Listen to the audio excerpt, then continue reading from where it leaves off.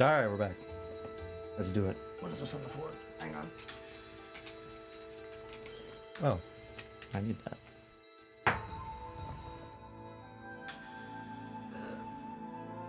Hang on, I've suddenly discovered things on my floor that I want to get rid of. Alright. Alrighty.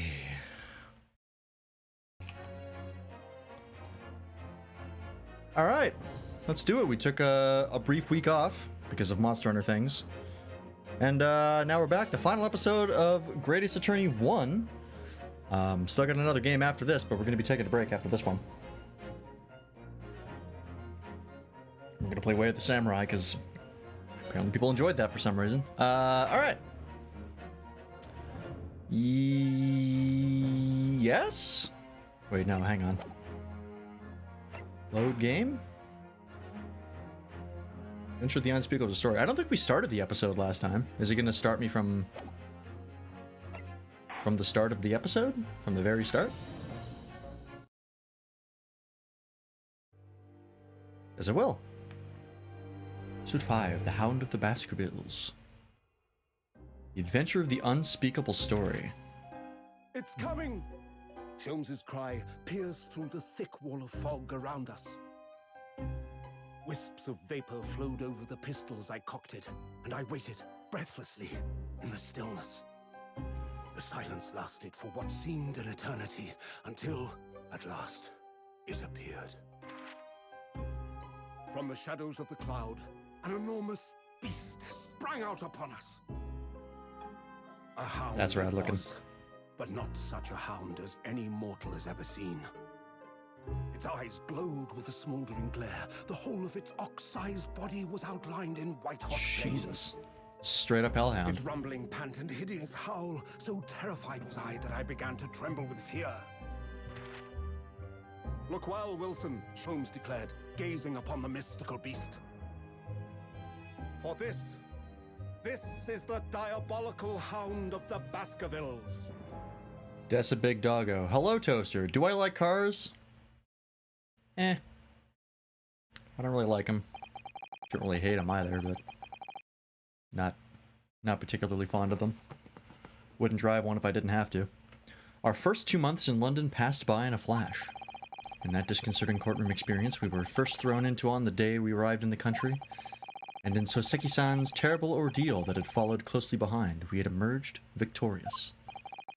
However, there then came an abrupt end to our opportunities to appear in court. Weird. Oh, you ended up with a screw in your tire? I am sorry. That shit sucks.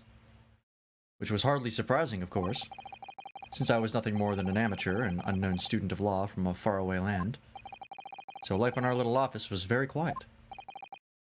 That is, until it was shattered one day by that fateful telegram. Are we finally gonna learn what Cosimo was trying to do in London? We still don't know. 15th of April, 9:13 a.m., Naruhodo's Legal Consultancy. It's the police! Shit! That morning, I was woken by the unreserved knocking on the door by the telegram boy. But after he'd gone,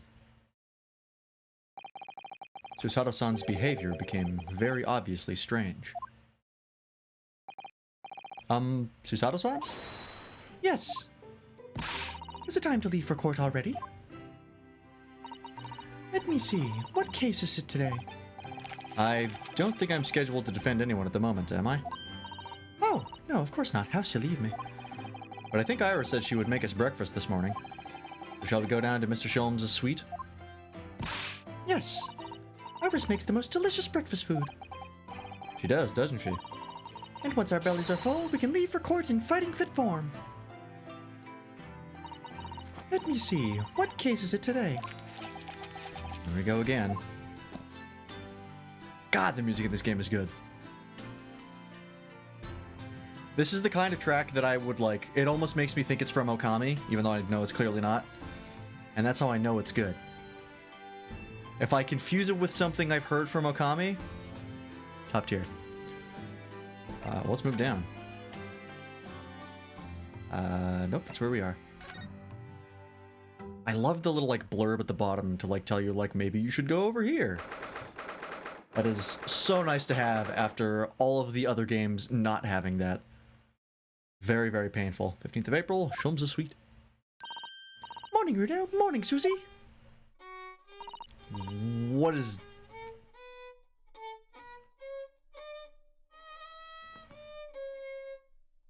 Don't tell me that's Sholmes. Why in the morning? Good morning, Iris.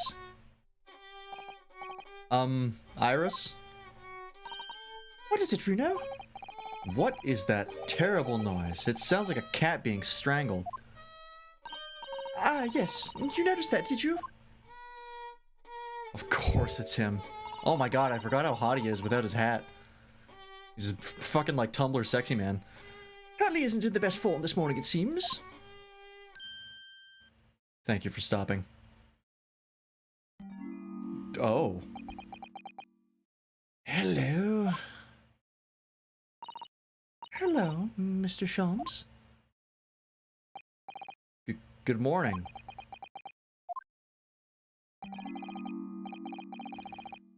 A good morning to die, perhaps. Has something happened, Mr. Sholmes? You look miserable, and the way you were playing the violin before. My analytical mind is dead. Music is dead. The world is dead.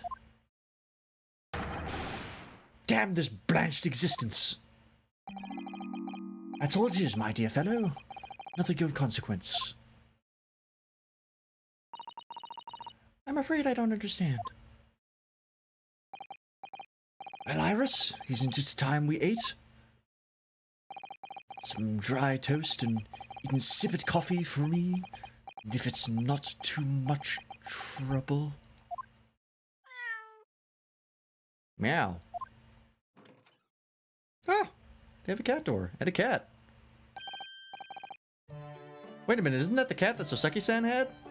Did we adopt that cat? I guess we had to. It was in a room that nobody was in. Oh look, it's Wagahai. Good morning, boy. Meow. That must be some sort of tiny door for cats to use. No shit. What do you think it's for? Alright. But how did it get there? They installed... What do you think, fucking elves installed it in the middle of the night? What kind of fucking question is that? Well, I'm moving on. Right then, everyone, time for breakfast. Oh, wonderful. Let me help you, Iris. Ah, it would indeed be a fine day to die. I knew something looked different. Something's missing from Mr. Sholmes' desk.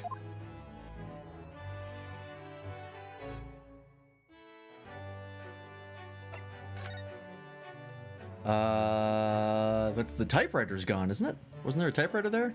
It's been a week, I don't remember. Hey, wanting to die? Fucking mood, buddy. You seem to be very unhappy this morning, Mr. Sholmes. What's happened? It used to be the case that in my hands, this violin sung like the dawn chorus. What the fuck? Its melatonin tones would make flowers bloom. What? But now, the muses are unamused with me. The goddesses of music have thrown me over. Whatever do you mean, Mr. Sholmes? For hours I have bowed. Bowed? Bowed? Bowed. For days even. Through the night I have endeavored to no avail. That sound, my tone, is lost. That brilliant, clear, unwavering tone. Gone forever. No more recitals of unbridled emotion. Well, you haven't been practicing much lately, have you, Hurley? Don't worry, I'm sure it'll come back to you in time. Heed my words, Mr. Naruhodo. The goddesses of the arts are fickle. One day they bestow genius on a man, the next they unmercifully withdraw it. Oh, dear.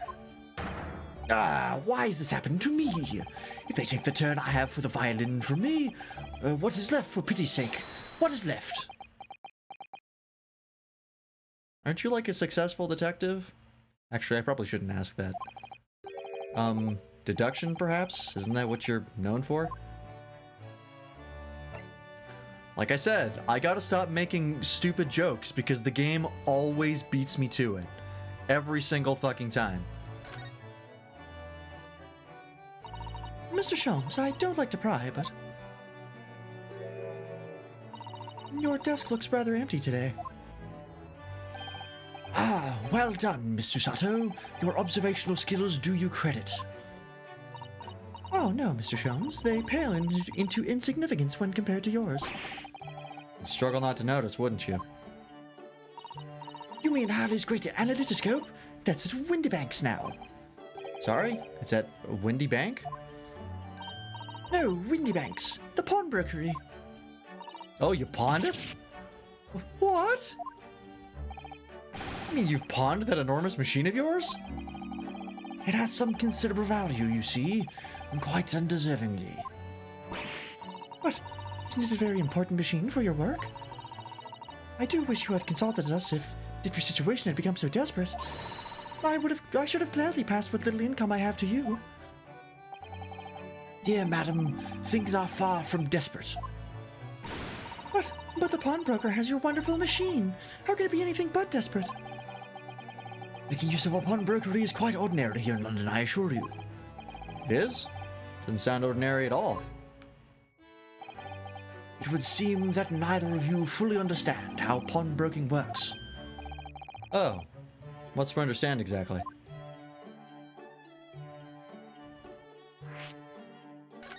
Okay. What did you mean when you said we didn't fully understand how pawnbroking works? To the people of London, pawnbrokeries are akin to banks. Banks?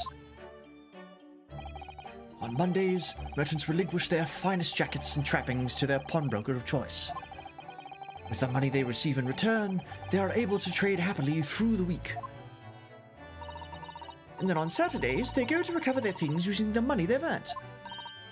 I had no idea. This has been a fascinating lesson for us. Everyone does it, you see, especially people in inner London. And should they have money to spare, they would purchase another fine jacket. Not to wear, obviously, but to pawn, should the need arise. Oh, how ingenious. So whenever we have something that's getting in the way, we leave it at Windybanks, you see. A pawnbrokery can be thought of as an extremely secure vault. Who would have thought that even pawnbrokers are different here in Great Britain?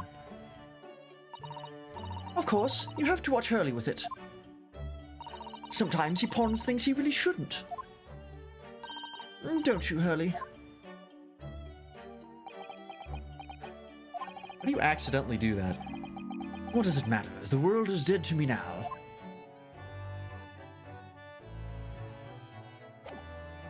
Okay. Do I move somewhere? Can I talk to Iris, maybe? Please explain. Oh, okay, I can. Mr. Natsume's cat seems to have settled into his new home, then. Oh yes, and I've become very attached to little Waggy. It would appear his previous owners completely forgotten to him. Cats are unfeeling creatures. Their mews as empty as the hearts of the muses. Oh, look at him! He's adorable. If Mrs. Natsume had no intention of taking Waggy back to Japan, I wonder why he kept him in the first place. I expect he would have taken him in if he could. Pets are strictly forbidden aboard steamships in our experience. And for good reason. Terrible things can happen if the rules of passage are not obeyed. Well, I don't mind, because Waggy is adorable. Oh, look at him! Yes, he really is. Oh yes, what about the door? I don't remember seeing that tiny thing in the main door before. Where did that come from? Oh, you noticed. You are observant, Bruno. Look, I used this. It's my latest invention. It's that fucking Paper Mario track again. What is that? I call it the Cat Flappermat. Gosh, a machine for making doors just for cats. That's right. It can make a cat flap for a little furry friend like Waggy in seconds. And it can do it in any door at all, no matter what it's made of. It's very powerful, you see. How much use is that kind of machine going to get? Like, really? Wouldn't it have been quicker to just make the cat flap rather than making a machine to make the cat flap?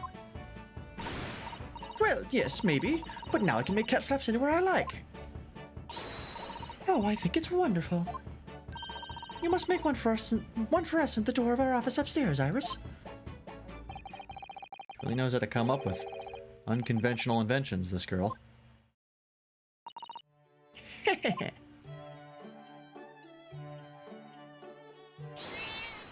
Yup. And the cat is dead. Oh, what was that? Wagga hi? Oh, okay. This is typical cat behavior, so it's not that odd. Usually it happens at 3 a.m. and not in the morning, but you know. What was that? Oh no! Wagga-hi's tangled up in your violin! Oh. Oh, of all the things to get tangled up in, oh, violins are so expensive. Oh no. Oh, that's so unfortunate. I think he thinks it's a toy. No! What's he doing to it? Oh dear, Mr. Sholmes' precious violin. Why should I care? What? I shouldn't be surprised if the cat is a more accomplished musician than I now. Mr. Sholmes really is in poor spirits, isn't he? Well, anyway, I'll put it back where it lives, shall I, Hurley? Out of the cat's reach, if possible. Maybe we should assess the damage. Over here? Oh, yes it is. So this is the violin, is it? I'm really curious as to how the hell this is going to factor into the case that's about to happen. This is a long non sequitur. It's a Stradivarius, one of the finest violins in the world, made by the renowned Italian luthier Antonio Stradivari. Oh, I see. It doesn't really look like anything special to me. I happened upon it covered in dust, languishing in a pawn shop down a nondescript back alley. The broker had no idea of its value, so I was able to purchase it for a mere 55 shillings. How honorable of you. And until today, it has been my faithful companion in every great Paganini-inspired performance I have made. I ask you, is there a reason to live in a world devoid of music to tolerate this blanched existence? No. There is none. I mean, it's not a crazy take. Music is good. Mr. Sholmes? What, dear madam, what? My thoughts are preoccupied with fancies of release from this dull routine. Well, it's about the violin. It looks very different to normal, don't you think? What do you mean, Miss Susada? Oh, Susie's right. Yes, the tone of the wood is completely different. And that's not all. I'm sure there was no crack here before. Wait, it's not even the right size, is it? What's this? Did you get your violin swapped for like a shitty, nondescript violin? What a very specific robbery. I'm terribly sorry to have to tell you this, Mr. Sholmes, but that instrument isn't a violin at all. Then what? I believe it's an entirely different instrument called a viola. Oh, entirely different? Entirely different. Entirely different. Just the fact that it can be easily confused for a violin. And looks nearly identical, save for the size. But no, it's completely different. Musicians, man. What? Oh, Mr. Sholmes, are you all right? You're right. You are quite right. This isn't my faithful Stradivarius. So what, pray, is this piece of stringed flotsam? Not your faithful performing partner, then. Ah, I see what must have happened. You do, Iris? This is just a simple mix-up. Sounds like Iris might be able to tell us exactly what's happened if we ask her. Did you try to go to, like... Did you pawn the violin and then get the wrong one back? I think I have to... Yeah, I have to examine Iris.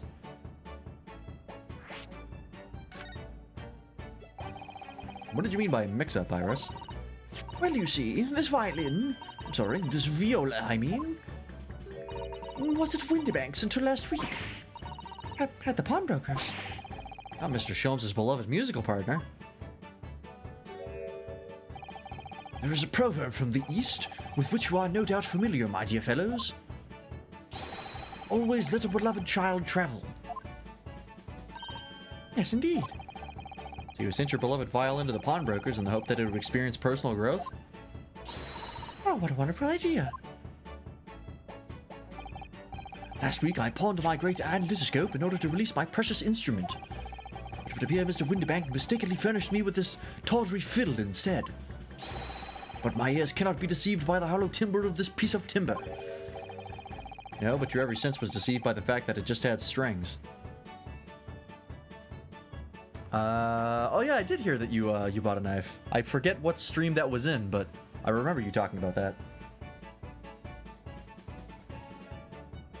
What kind of knife did you buy?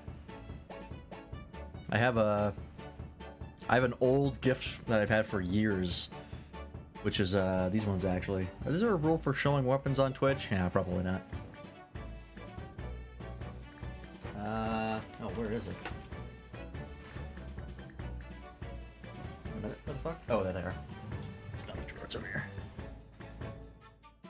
Just cut the shit out of your finger, a butterfly knife? That tracks. These ones. These are my pocket knives that I've had for...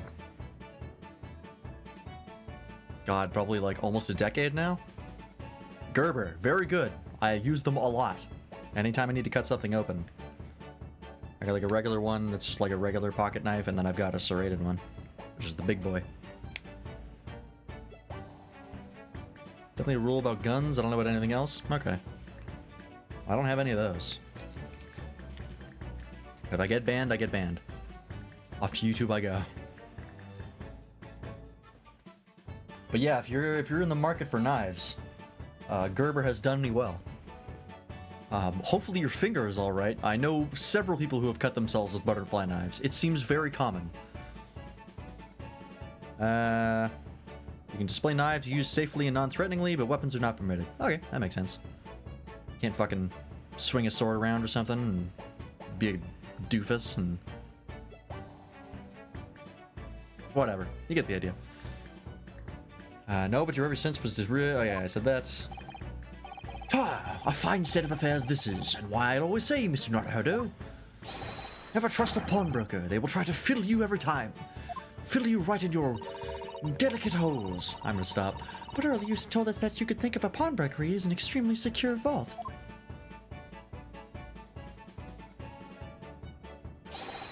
Come, Mr. Naruhodo. Dilly-dallying will get you nowhere. Sorry? Crunching your toast with that vacant aspect? Fressing your coffee so obtusely? Fressing? What the fuck does that mean? Calm down there, Matt. It's true. Spending too much time with the man. Are you not a little embarrassed by your own conduct, considering the urgency with which we are faced? You must visit Mr. Windybank's Brokery at once. That's right, isn't it, Mr. Sholmes? Precisely, Mr. Sato, without a moment's delay. But I haven't finished my bacon and eggs. The act of eating without restraint to devour him. Ah. Interesting. My dear fellow, surely you do not still intend to crunch your bacon with an increasingly vacant aspect, to fress your egg ever more obtusely? Alright, say no more. Let's go then. Don't worry, Bruno. I'd be happy to heat it up for you again later. Oh, thank you, Iris. As it happens, I am rather curious to see what a British pawnbroker's looks like. What is the old-fashioned way of heating things up? Is it just back over the fire? I would assume so. Makes the most sense. Oh, there goes my bitrate. God damn it. It's gotten much worse recently. I don't know why. Very frustrating. I should try... possibly... because it could maybe be... I think I have... yeah, advanced network settings. I have like enable network optimizations and like TCP pacing and stuff. I could try turning those off and see what happens. I don't think I can turn off dynamic bitrate because my internet's not good enough for a constant bitrate.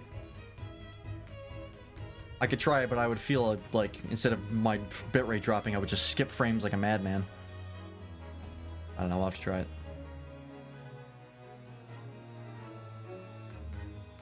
Alright. Oh, I can go back to Baker Street. But I don't have to. So why would I? Okay, let's just go here.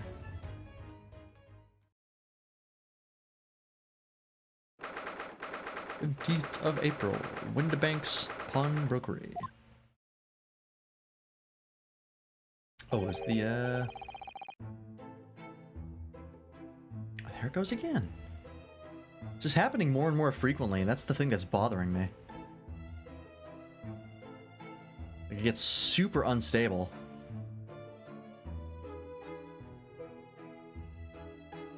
I could try restarting the stream real fast. And turning those off and see what happens. Because yeah, it's really bad right now. You know what? I'm gonna give it a shot. It's early in the stream. Fuck it. I'll be right back, folks. We're gonna try some new settings.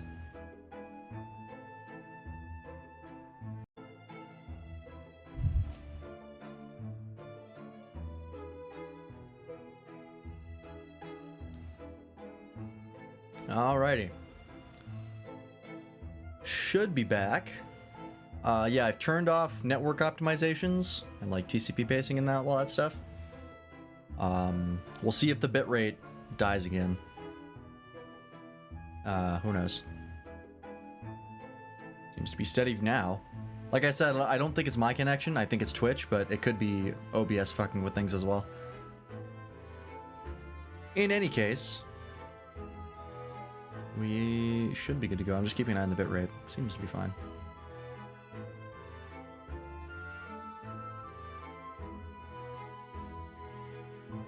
Alright, just have to keep an eye on it. So, this is a British pawnbrokery. Oh my, there are all sorts of tools and contraptions here and here that I've never laid eyes on before. Ah, Susato-san, and that spark of wonder in your eyes. You can't wait to scour the shelves, can you? I get the impression you enjoy places like this. Oh yes, I don't know why, but seeing such a lot of things I don't understand is a real thrill for me. My dear fellows, let's not forget why we are here. Oh, Mr. Sholmes. We are calling on matters of business, not pleasure. Clearly Mr. Sholmes means business too, judging from the spark of fury in his eyes. Oh, look at this man. What voice do I give you, sir? It's gotta be... There's gotta be a lot of... I think so. I think that makes sense. Mr. Sholmes, sir, welcome back. Did you hear that brazen welcome? Well, yes, we are potential customers after all. We are disgruntled customers, Mr. Naruhodo, and it's time to inform Mr. Windibank of our ire. Come, the fight is afoot.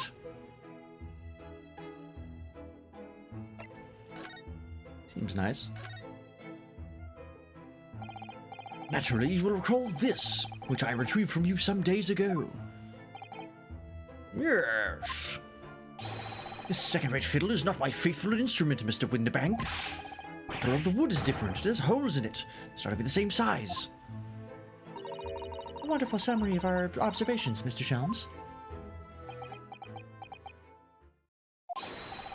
I'm so very sorry, sir. How utterly unforgivable of me. An inexcusable mistake for a pawnbroker. There's only one way to make amends. Death! Oh my god. Jesus Christ!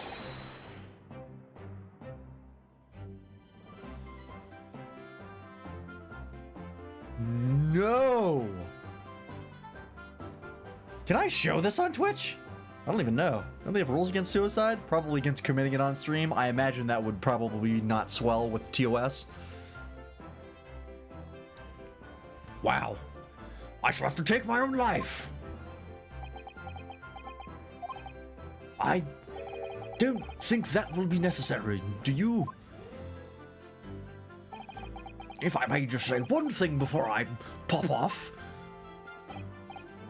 Yes. It was you, sir, Mr. Sholmes, who took it upon himself to remove the item the other day. I believe... Sorry? Why is there a bunch of pluses in chat, Toaster? What is this? What are you doing? Oops. As I recall, I entered the storeroom to fetch your violin when I heard, here it is. You did? And when I turned to controverse you, you had taken the viola and left, sir. However, there can be no doubt that the blame lies firmly at my own door for allowing you to leave. There we go. That's the cheek that should be in this. Sorry for grumble grouse any longer, but this guilt die with me. No, stop, my dear fellow. The fault is mine.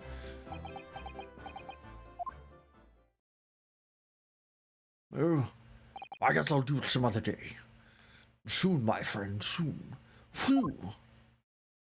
It would appear that the fight is over. I do humbly apologize, Mr. Windibank. Evidently my questionable disposition precipitated this tragedy. Well, it wouldn't be Mr. Sherlock Holmes without that questionable disposition, now would you? Ha! I do believe you may be right, sir. Either laugh or cry, I suppose. Why, must be said, one of my most more challenging customers. I didn't remind you of the particular collection of items you brought from my door in the past. Oh, peculiar items? The Extreme Mountain, for example. The unpublished manuscript of an eponymous work. The novels of Sherlock Holmes or some such. Oh my, a new full-fledged novel? And unpublished? A story I've yet to read, you mean? Forgive me. Wait, before you die, you must tell me more. You're free to kill yourself after I tell me what I need to know. I must know more. Tell me everything. Master Sato-san is really fired up now. Is there really an unpublished story under this very roof? Well, one day the gentleman here brought in an old metal chest, you see. I should like to entrust this to your care for a while, Mr. Windibank. Just like that. 1 shilling, sir, not a farthing more. It houses something of very great value indeed. The latest manuscript, recounting the adventures of one Mr. Sherlock Holmes. I beg your pardon, a manuscript? You wish to deposit a manuscript? Indeed I do, for I am confident it will be quite safe here. And that was that. As such, Mr. Sholmes' latest tale of unworthy mystery lies dormant in my storeroom. Mr. Sholmes, is that really true? Do I sense that someone doesn't want to talk about this? I continue to pay your fee, do I not? Then kindly continue to store my belongings securely. Of course, sir, of course. They're safe and sound with me, I assure you. More on my life. This is all very strange. Finger on the trigger and everything. This man has a death wish. I wonder, could I ask you something? Gentleman from the East, I see. Yes, that sable suit. I suppose I could offer you 6 pence for it. You set your headset on the keyboard. That's what it was. I was wondering what was going on. Did I speak that line? I think I forgot. Yes, that sable suit. I suppose I could offer you 6 pence for it. What was my guess? It was either that or like you were on like a different like program and you were on the wrong window. I do that shit all the time where I think I'm on like FF14, then I'm like, I'm hitting buttons. Why is nothing happening? And then I look over to like the stream I'm watching and it's like WWWASDASD. That was my guess. I wish to offend Toad. The Toad is somewhat dull. Sorry? Ah, what a splendid attire, madam. 5 guineas, no less. The colors are exquisite, the design exotic. Eastern artistry at its finest, I must say. Oh my, 5 guineas, you say? Mountain Dew had a tweet a while ago that was just WASD. That seems like a Mountain Dew thing to do. I wouldn't expect much professionalism from the social media account of Mountain Dew. How interesting. Why do I feel as though I've suffered some sort of defeat here? Actually, I was hoping to ask you about your business. I've heard it said that pawnbrokeries are used rather like banks here in London. It was a gamer joke for their gamer clientele. That tracks. Yes, sir, indeed. Many of my customers utilize the establishment as you describe. I praise their items and offer them a proportionate loan and 2 months of secure stowage. If in that time they repay the original sum to me plus the agreed interest, their items are happily returned. What happens if they don't pay you the money? Have gamers disowned them yet? No, I don't think gamers will ever disown Mountain Dew. They're far too addicted. I can't drink Mountain Dew at all anymore. I think I've said this before. But I was never a big Mountain Dew drinker in the first place, but like there was a time where like I was drinking Mountain Dew, you know, every once in a while. And now Mountain Dew just makes me nauseous. It actually makes me want to vomit. And I have vomited before. I was at somebody's house and I had a combination of Mountain Dew and Skittles. And I vomited what can only be described as a solid cylinder of liquid. It's one of the most memorable chunders I've ever had in my life. It really was like a solid mass that came directly out of my mouth. I've never had vomit like that before in my life. And yeah, that's what Mountain Dew does to me. Yeah, especially on an empty stomach. That's nightmarish. I mean, I can't like eat a lot of like junk food on an empty stomach at all anymore. Like especially sugary stuff. If I try to eat that like on an empty stomach, that's no bueno. It makes me sick. I think I'm finally starting to age. Had it happen eventually. Oh yeah, like if you just drank the straight sugar content of soda, like that would be instant vomit territory. Yeah, like it has so much sugar in it. I used to drink soda every day. Like I used to have like 1 can a day. Back when I was in like junior high and high school and like even into college.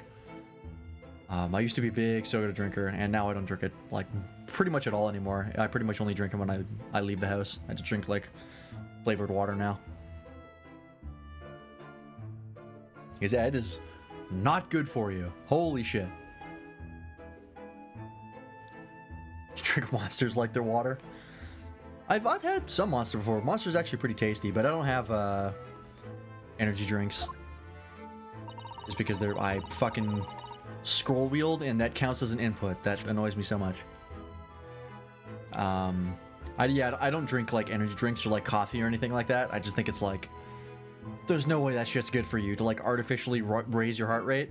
That just doesn't sound healthy. And from what little I know about them, it's not.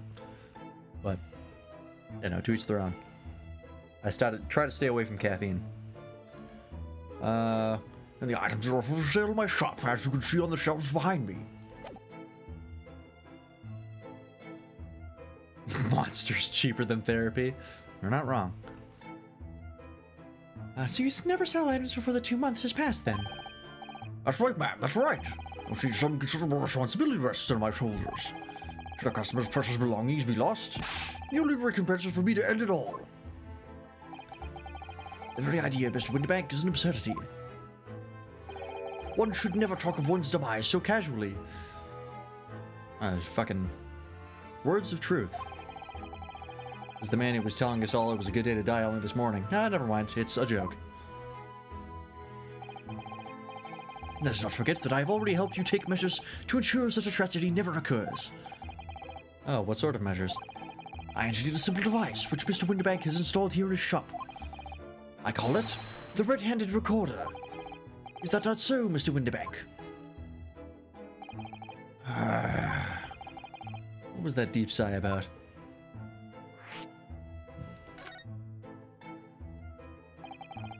On earth is a red-handed recorder? Close your eyes, my dear fellow. There are two just below the ceiling. Ooh, excuse me. I can see what appears to be a camera attached to some sort of timing device. Very astute. It is indeed a camera, furnished with some 100 pieces of celluloid film. And every 30 minutes precisely, the camera automatically records the appearance of the shop. Here, I have an example I can show you. Ah, are we playing like a difference between the two pictures sort of exercise? Ah yes, a print from the camera set to record the activity of the shop counter. I developed a special type of film so sensitive it produces a crystal clear image even in darkness. Really? That's extraordinary. Yes, you can clearly see the counter and the door behind it. Look.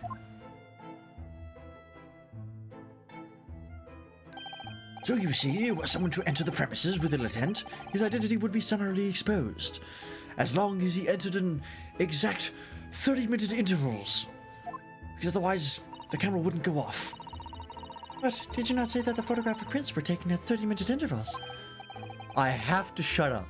I have to just shut up and click forward at least one line before I make jokes.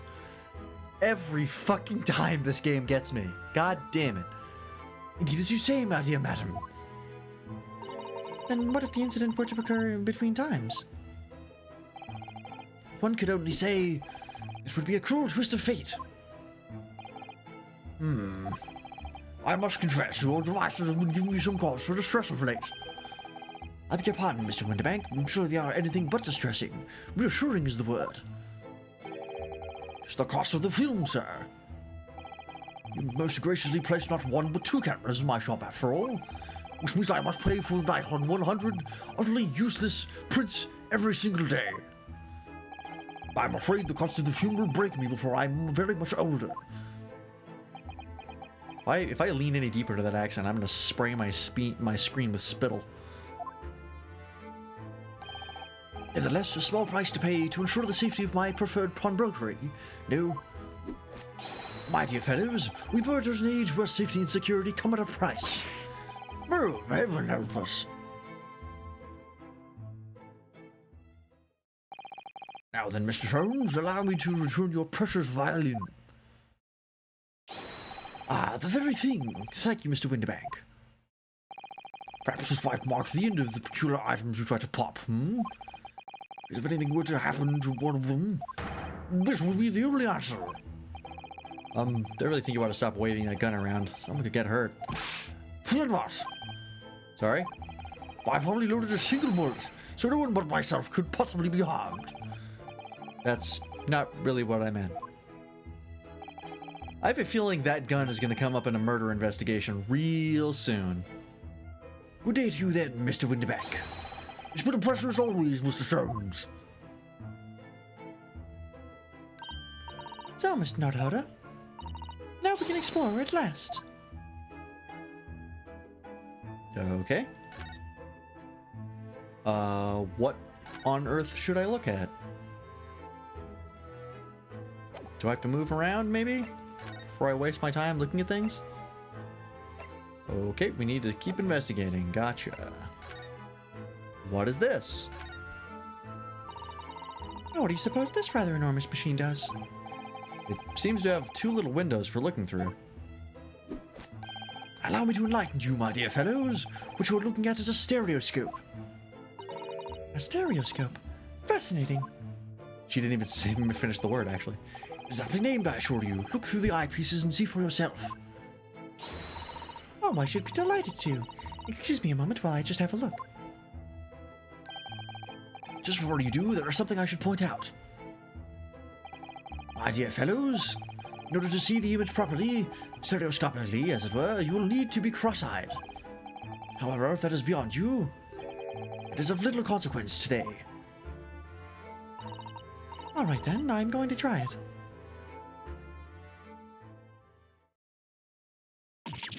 Ah! Mr. Naruto, you must see. At once. Nope, alright then. So I need to be cross-eyed, like I'm trying to look at my own nose.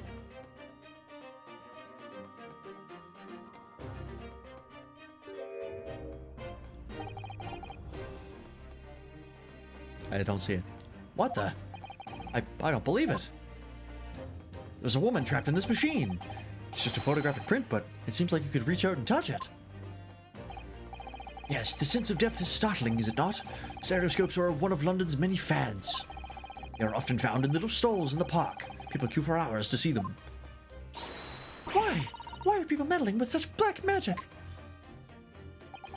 It is no magic, my dear madam. It is, well, far too complicated to explain at present. We shall save this lesson for another day. Oh.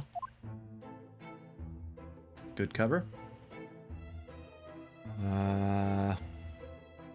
What is this? Look at this. Whatever could it be used for? I have no idea. Ah. There's a small catch just here, look. We're going to open it, aren't we? It's a mounted turret. What is that? Oh my, that's amazing. It has some sort of spring-loaded mechanism. Which we'll never manage to put back to the way it was before. What are you two doing? What? Us? Nothing. No, nothing at all. Whatever this device is, it seems to have a pair of little windows to look through. I feel as though I've seen something rather similar to this elsewhere. Literally 5 seconds ago, I didn't mean to click on that. Okay. We're just gonna skip through this. I right-clicked thinking I could back out. That's not how this game works.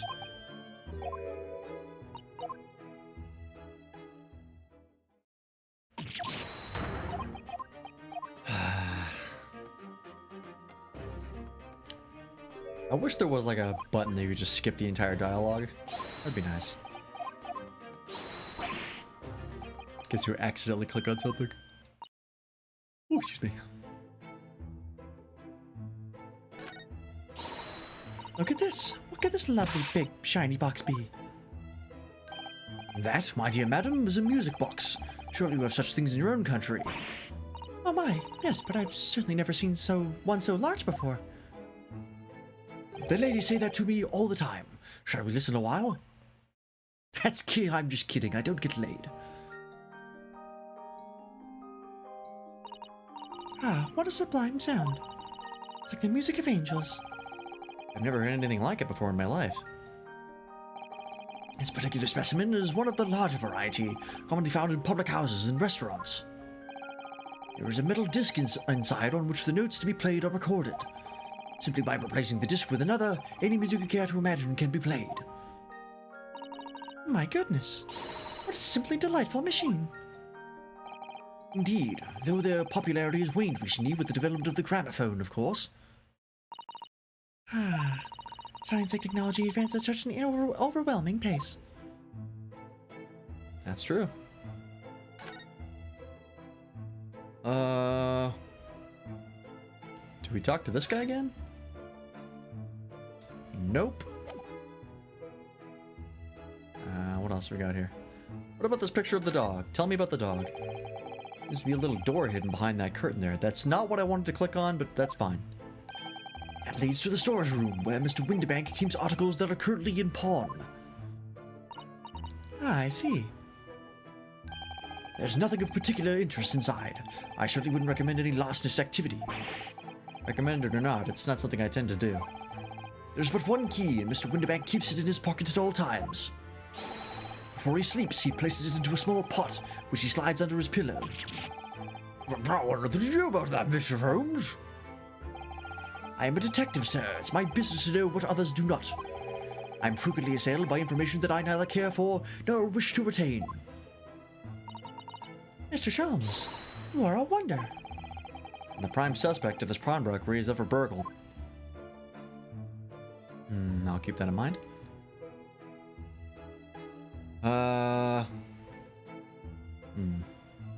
What else we got? Alright, what does it say? Nope, nope, that's nothing. What about... That's nothing. What about these? That's nothing. What about this? That's nothing. What about this? Hey, here we go. That's not a calendar you could easily miss, is it? 15th of April, today's date. That's gonna come up to prove whether or not a photograph was taken at a specific time or date. Yes, that's not for sale, I must point out. It is an Easter-style page day calendar. Every night at midnight, I tear off the front page to reveal the following day's date. The perfect calendar for a tearaway fellow such as yourself, Mr. Winterbank. And who was it who walked out of here with the wrong violin before? Well, when the agreed storage period is passed without repayment, articles are forfeited, you see. Every night at midnight as well. Is this place open? When does this place close? No clue. So I have to keep a close eye on the date. Something of a pawnbroker's obsession, you might say. Oh, yes. I can see you're very dedicated to your job. Okay. Oh, excuse me. I don't have to remember the date ever. Yeah, I knew what like I knew what like the day was when I was going to school. Now it's a fucking crapshoot, no matter what. Look at that enormous ledger open on the counter there. Mr. Winterbank is, if nothing else, very particular about recording the items he accepts. He'd have to be, otherwise he'd get himself into all sorts of trouble. Trying to explain the thing that catches my eye far more than the ledger. This revolver here. Do not entertain even a single thought of pilfering an article herein, my dear fellow. I assure you, Mr. Winterbank would not hesitate to draw that weapon with a speed belying his portly size. Oh, you don't mean he'd... Fuck. God damn it. Blow his brains out, indeed, in recompense for his blunder. He can kill himself faster than you could ever seem possible. Oh, my. But in any case, of course we never do such a thing. How could you even suggest it? Okay. I'm warning you, I have a gun and I'm not afraid to kill myself. What an assortment of things that there are on these shelves here. Crockery, footwear, clocks, and watches. Almost anything you care to imagine. Those are forfeited items offered for sale by the pawnbroker. What does that really mean, though? That was a situation where the pronoun game was played poorly? Yeah. I think his was Ryunosuke, not pawnbroker. It's hard to tell. I think that's intentionally vague.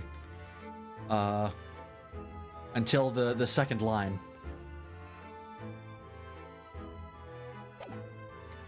When you pawn or quickly pop an item, the broker loans you with money against its worth.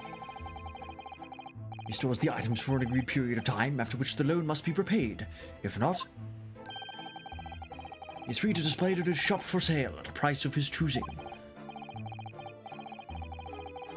Splendor could still be the mistake of trying to steal something from here. That's true. It could also be interpreted that way.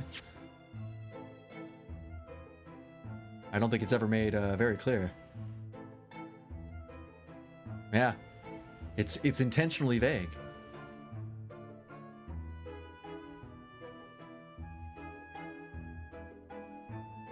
Well, I guess going from pronoun to pronoun here, it probably leans more into he'd kill himself. Because Shomes would probably say blow their brains out, but I think it's intentionally vague. Oh yes, now you've explained it, I'm noticing little price tags on everything. I'm playing the Aisling Osh, it's true. Every time I have to say like that, like next to each other in a sentence, I always feel a part of my soul just shrivel up and die. Of course, simply paying the agreed interest on the loan, one can extend the period of safekeeping. It's intentionally vague. I think English just sucks shit. Well, I think, like, it's not super vague. Like, I think it's clearly meant to be that you know, it's supposed to be him. He would kill himself, also because, you know, he was going to earlier. And otherwise they'd use a second pronoun. They'd use they as a pronoun instead of his if they wanted to more closely relate that it was going to be the other person that he'd kill. But because you wouldn't clarify the gender of the other person, because who could be a man or a woman, right? So you'd use the overarching they. But I think it is possible that they saw how vague it was and they were like, you know, we're gonna keep that. The writers for this game are pretty in depth. So you may pawn that black garb of yours without fear, my dear fellow. So thinking about this more than the translation team did, possible. They do a lot of work, the localization team, considering this is the same localization team that had to rewrite all of the original games so that they were set in California, the United States, and not in Japan. Which is a lot of work to go through. And a lot of weird things they have to explain, so fucking who knows. My treasured university uniform? Never. It embodies my student spirit. I'm seeing a joke somewhere about that. There's been many jokes made about that. I believe the most common one is Eat Your Hamburgers, Apollo. That old, it's a Penny Arcade comic.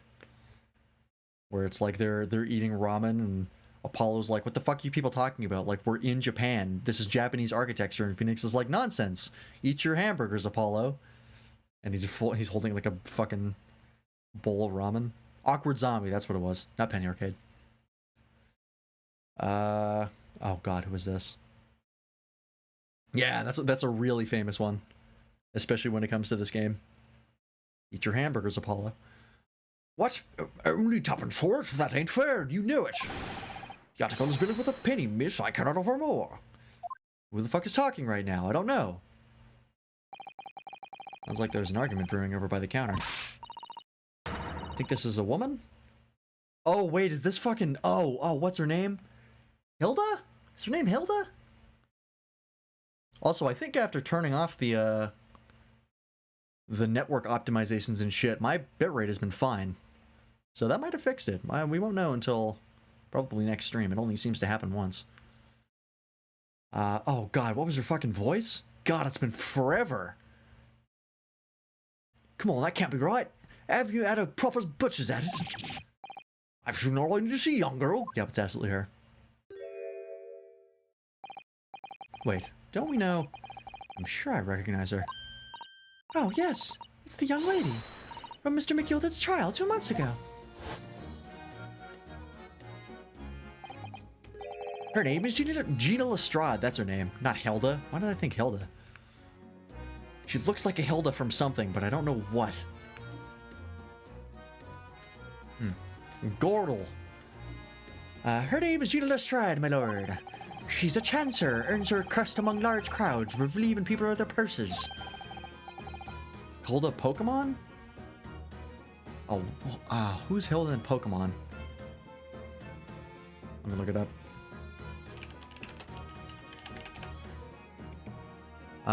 Nope, that doesn't look anything like her. Who the fuck am I thinking of?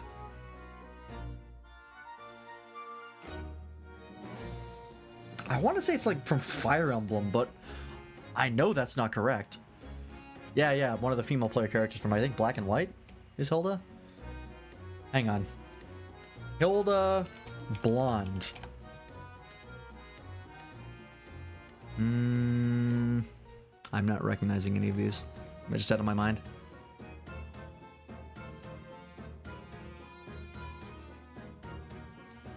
I'm seeing... There's apparently one character called Hilda who is blonde that I do not recognize, but apparently has her own series.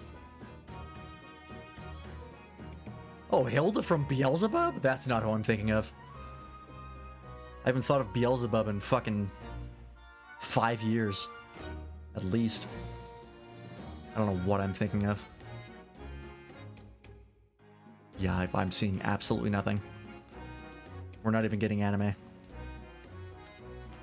Video game.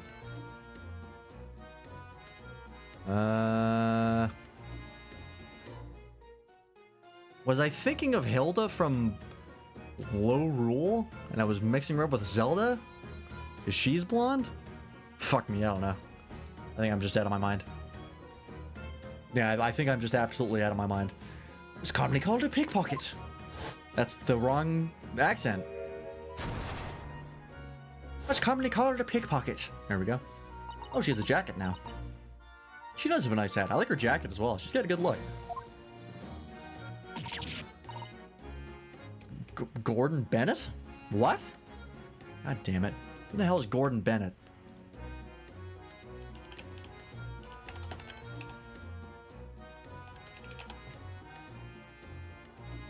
Gordon Bennett is an English language idiomatic phrase used to express surprise, contempt, outrage, disgust, or frustration. How the fuck did that come to be? Who is Gordon Bennett? Controversial reputation of James Gordon Bennett Jr., son of Scottish-born James Gordon Bennett Sr., founder and publisher of the New York Herald. Bennett was an accomplished polo player, tennis player, and yachtsman. His offset Del Boy Trotter, played by James Johnson. What a fucking obscure reference. I've never heard of that before. Alright.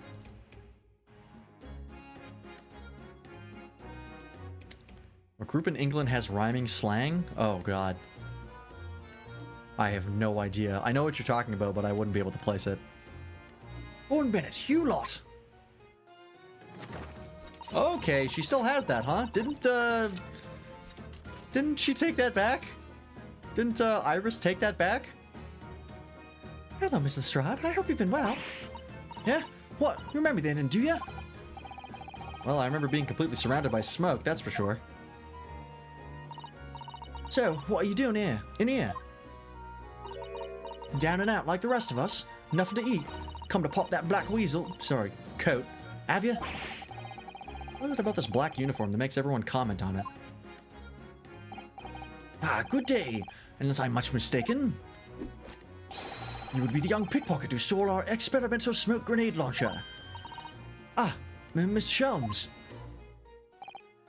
So, you have something of value to pawn, do you? Allow me to see the article, and I shall negotiate with Mr. Windybank on your behalf. Pull the other one. I don't need no help from some stuck-up D. Get out of my business. Go on, or I'll make trouble for you. As you wish, Miss Lestrade. I will happily remove myself from your presence.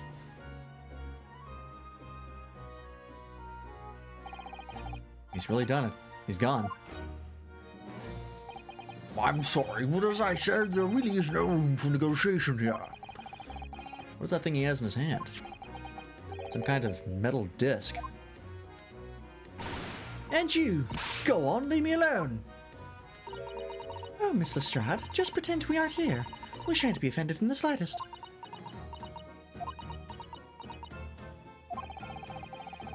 Sato-san can really stand her ground when she wants to. Whatever. Converse.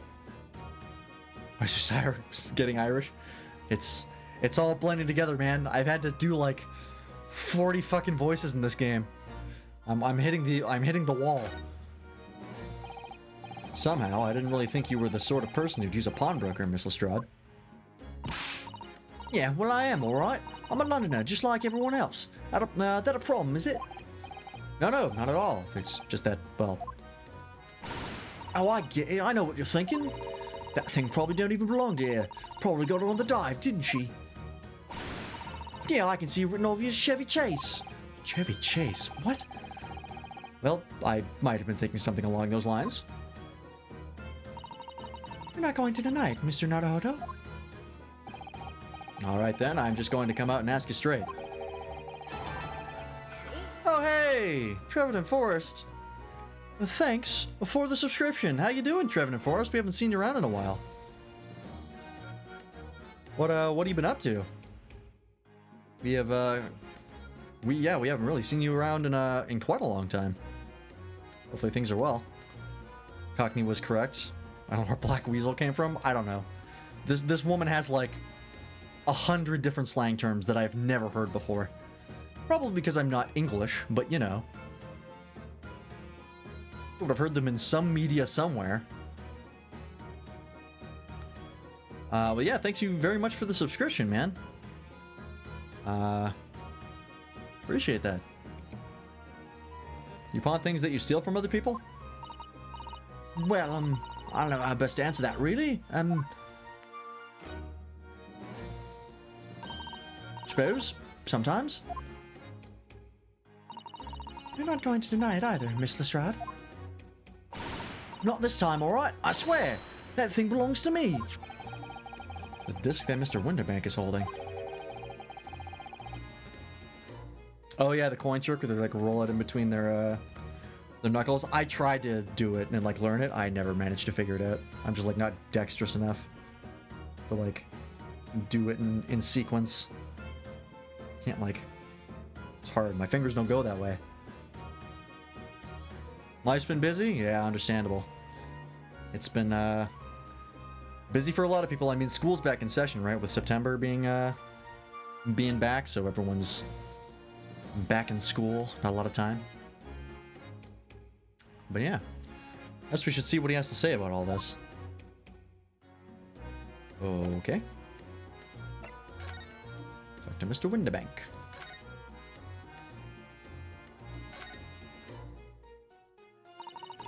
Mr. Winterbank, what exactly is this metal disc that Miss Lestrade has brought in? It seems to have hundreds of tiny little bumps on its surface. This is a music disc, you see, for use inside a music box. In a music box?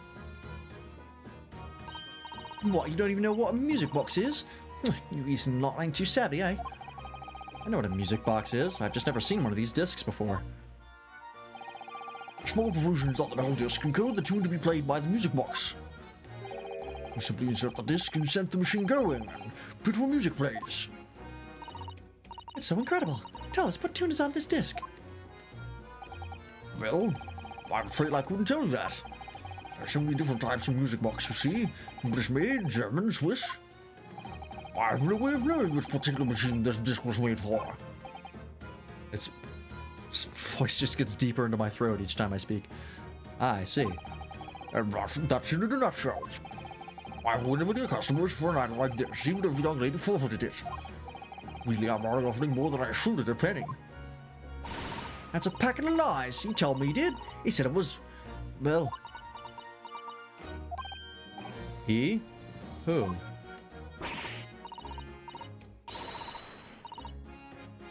That was my first guess as to what it was, but like, I wasn't super sure.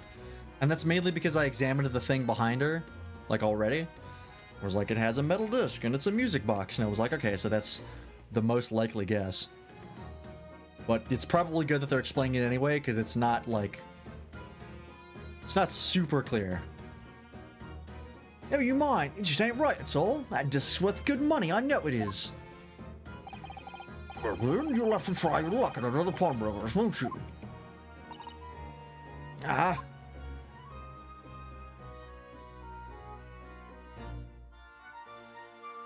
Oh, yeah. Wintergarten's marble machine. I remember that when that was like all over the internet. That was super popular for a while. And rightfully so, it's fucking cool. I still remember it. He's still working on a second? I imagined it would take a while to get that set up. She's been there before, of course, the little... Oh my god, what even the fuck is that word? Tatterdemalion? Tatterdemalion? I see. I've brought some dubious article or other with her every single time I've been at. Dubious? What are you trying to say? I'm an honest customer, me. So, is there something dubious about the disc she brought in today? Well, if only it was that simple. Sorry, what do you mean? Clothes look fine though? They've got some patches on them, I think. I'll have to take another look. What she actually brought in was a storage ticket. Ah, a storage ticket. So, Miss Lestrade has actually come in to redeem an article for me today, is that right? Nope, they absolutely don't. Never mind. She looks perfectly fine. I guess maybe they're not like proper and formal as most people dress. So then they're ragged because of that? I don't fucking know. Yeah, that's right. A girl like me is a lot of stuff what needs storing. Alright, yes, that's definitely dubious. That question would have been forfeited at midnight tonight. I should give you the ticket for it and paid both the loan and the interest. I was obliged to return the article to her. But what was the article? Do tell us, Mr. Winterbank. I've like 3-4 years getting more and more progressively filled with holes because of my cats. I mean, that's just like the natural life cycle of flannel in the first place. It's just to become like completely see-through by the end. Little scrap was wearing it, madam. It's the overcoat that she redeemed. Oh. What? What's wrong with that? It fits, don't it? I mean, it's mine, so of course it does. So, what about the disc then? How does that come into all this? Oh, the disc is something else. A new article to pawn if the girl and I can agree to a price. Okay. I'm confused. I thought you said that Miss Lestrade brought in a storage ticket today. It's really quite simple. You can do two things at once, you fucking idiot. Yes, the child brought me a storage ticket and the money owed on it, as you say. For this heavy black coat, which you returned to her care, as I had understood it. That's right, yes. And rather unsurprisingly, as soon as little ragamuffin put the thing on, it went rifling through the pockets. Oh, you mean... What? Don't you know it's rude to stare at a lady? Ah, I see. So it came from the pocket of the overcoat, did it? If you mean this disc, then yes, exactly, ma'am. And she immediately tried to pawn it. Quite a high price as well. This is all rather suspicious, I think. Give it up. I'm just trying to pawn something like anyone else would. Miss Lestrade, may I ask who deposited the overcoat here in the first place? Well, me. It doesn't really appear to be your size. Me old man. It's me old man's, ain't it? Is it, Miss Lestrade? Yes, this is definitely all rather suspicious.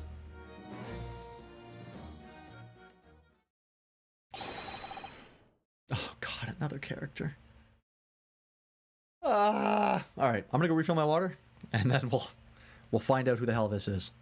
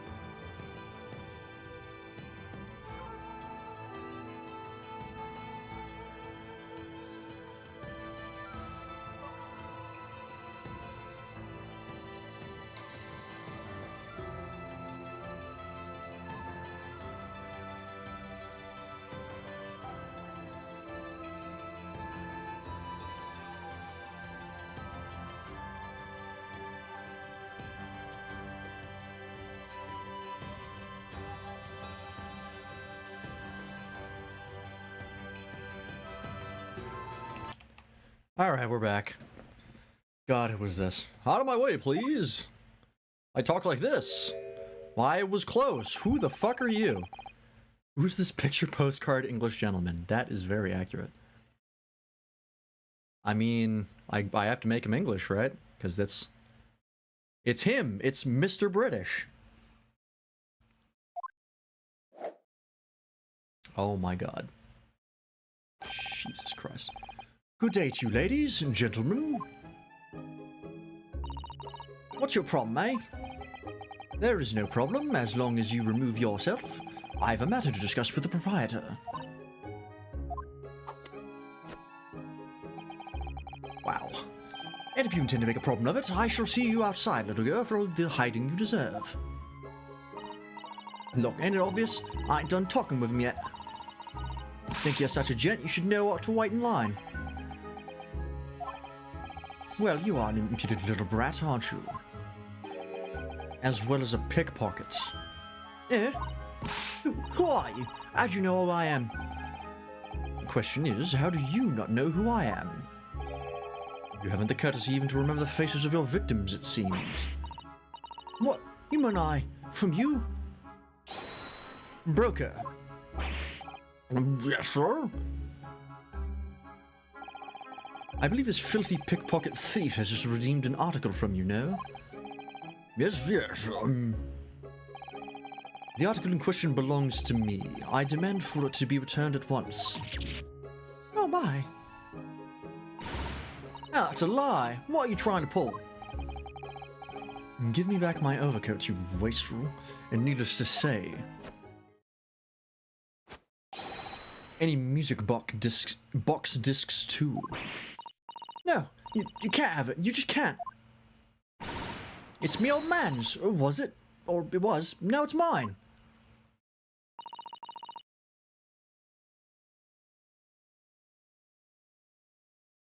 Goodness, Mr. Naruto.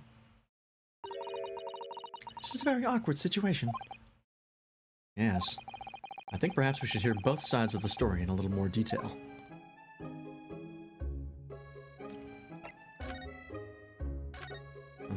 Okay. Oh, did I say she has a coat now twice? I have the memory of a goldfish, which apparently is a myth, by the way, simply because they don't have the fucking method with which to test the memory of goldfishes.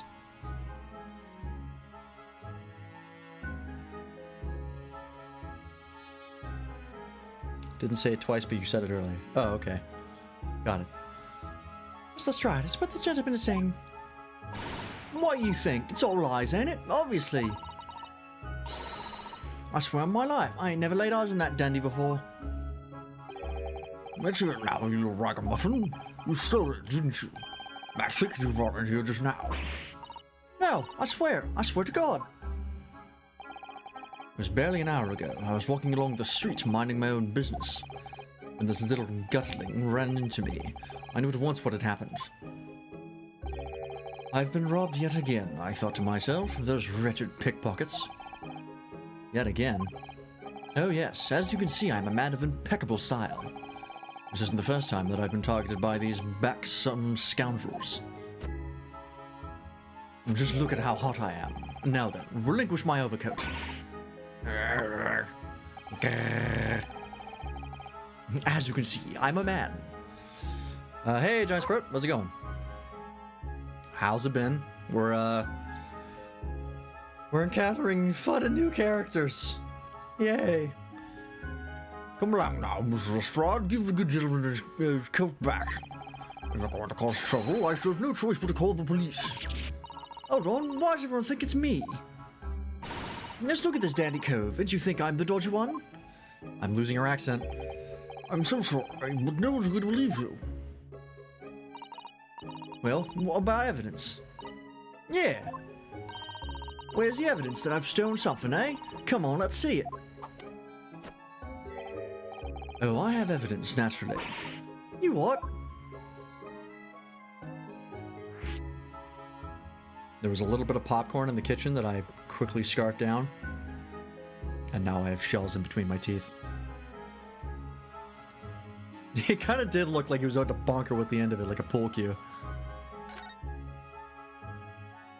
Popcorn is a mistake, yeah. Especially in a stream where you're doing a lot of voices. Probably wasn't the best call. It was only a little bit though, so I thought it was fine. I do love me some popcorn. Evidence that the article Miss Lestrade redeemed actually belongs to this gentleman. Of course, we need only consult Mr. Winterbank's ledger to know the truth. We'll be able to look up the name of the person who deposited the article in the first place. Popcorn's always a mistake? How dare you? I won't stand for this popcorn slander. I love popcorn. Yes, brilliant. I'm very sorry, but I'm afraid that won't be possible. Oh, I never ask customers' names. That's a strict policy of mine. popcorn bad. Mods, time that man out. Don't actually do that. But why not? Popcorn comes out whole because your body can't digest it. It's not about digesting it, damn it. It's about being tasty and a nice texture. The shells are a bit the annoying part though. Like getting that in between your teeth, I hate that shit. But that's, you can always get those out. Well now, as you could imagine, some of my customers have circumstances to deliver. I mean, I don't think like the insides of the popcorn do, but like the shell, I believe, doesn't get digested. I could be wrong, but I've heard that before. But many of them prefer to maintain their anonymity. I'm basically talking with my mouth closed. Yes, I see. But then, how can you know if an article belongs to the person asking to redeem it? Oh, it's quite simple. Good sir, might I trouble you for the watchword associated with the article in question? Of course, it's Professor. Yes, that's right. And all the evidence we need. This gentleman is the rightful owner of the article, without doubt. That's a lot of damage! God damn it. I knew that sound effect was going to get used soon. I forget who requested it, but I was like, I knew I had to add that. You can pop out poop corn. God damn it. A watchword. Interesting. Oh, it was you, Toaster? I can't remember if it was you. I did add it. I did it on Sunday, I think, or Monday. Can't remember when. I did also take out one of the other sound effects, the Y one. It was just too long, and I was like, nah. Doesn't get used often enough. I might take out the rim shot next, but we'll see.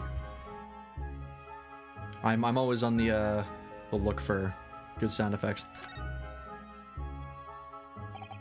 So, about these watchwords, Mr. Winterbank. As I just explained, I never ask customers' names when they deposit items with me. Oh, did I take rim shot out? I might have taken it out.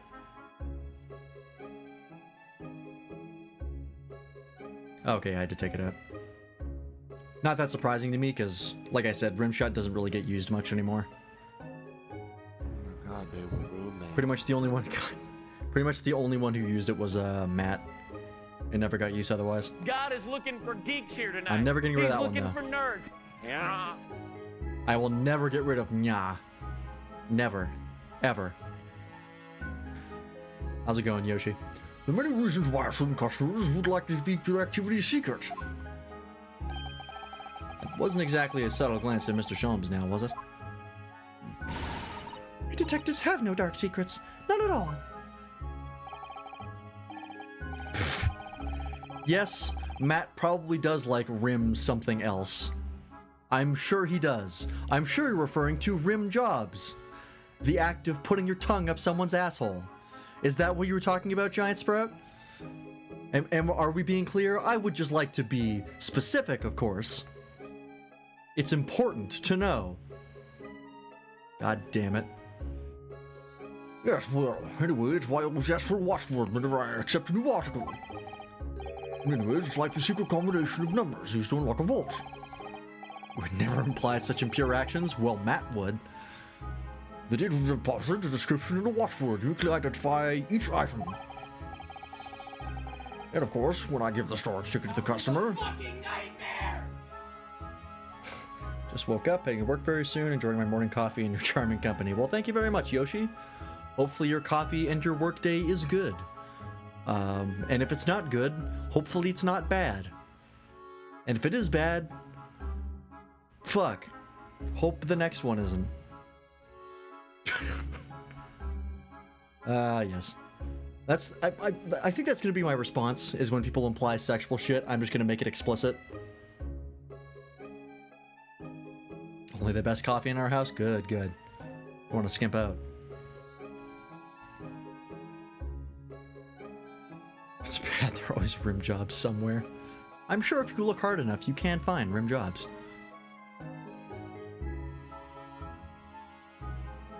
We did summon Matt. We did summon Matt indeed. and of course, I give the storage ticket to the customer. When someone comes to redeem something, I ask for the ticket with the watchword. And if that someone tells you the correct watchword, you return the article? Mechanics do rim jobs also? That's true. They do indeed do that. That's right, sir, yes, this is one of the requisite fees paid. And I have supplied you with the information you require already, but for the avoidance of doubt, the article in question is an overcoat, deposited 2 months ago on 15th February. Yeah, you mentioned that before, you get a screw in your tire. That shit sucks. I've never had that happen to me, thankfully, but that is never good. The watchword of Professor. All perfectly correct information, sir. But, wow! Really, this is beyond a joke now, and there is no further room for doubt.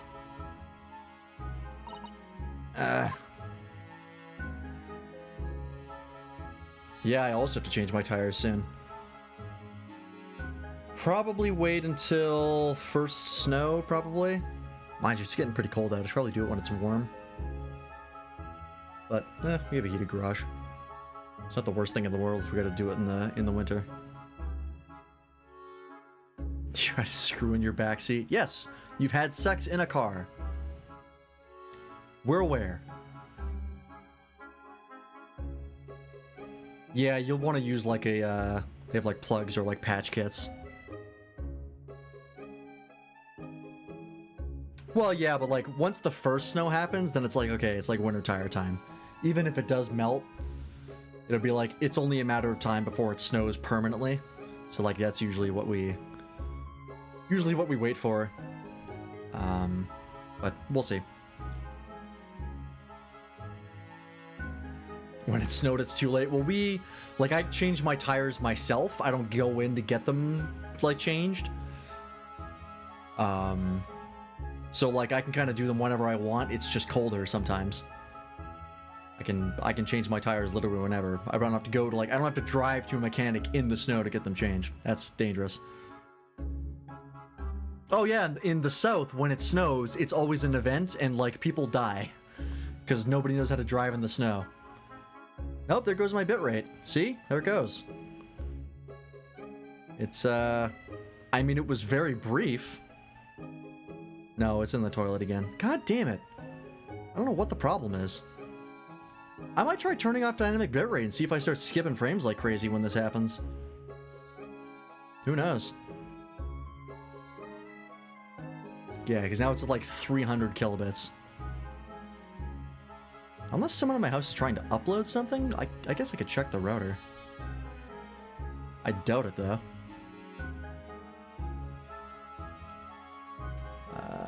Let's see here.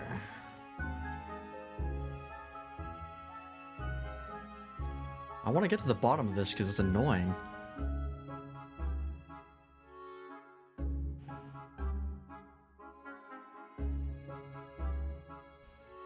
Let's see here.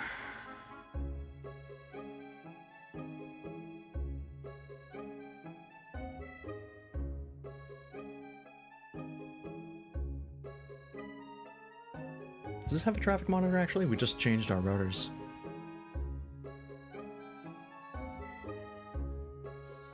Oh, Yoshi here from Finland. We had another person in chat who was from Finland. Hasn't been around in a while.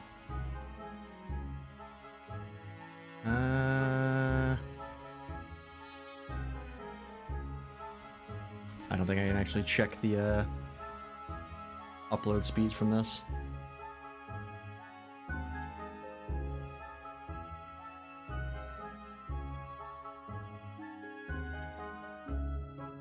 So annoying, though.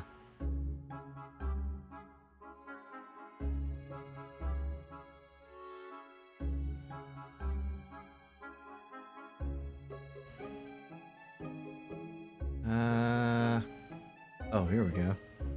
Maybe I could do something here.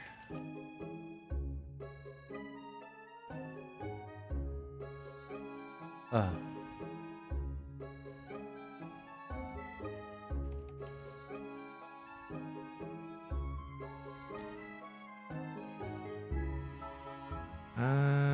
Real-time rates.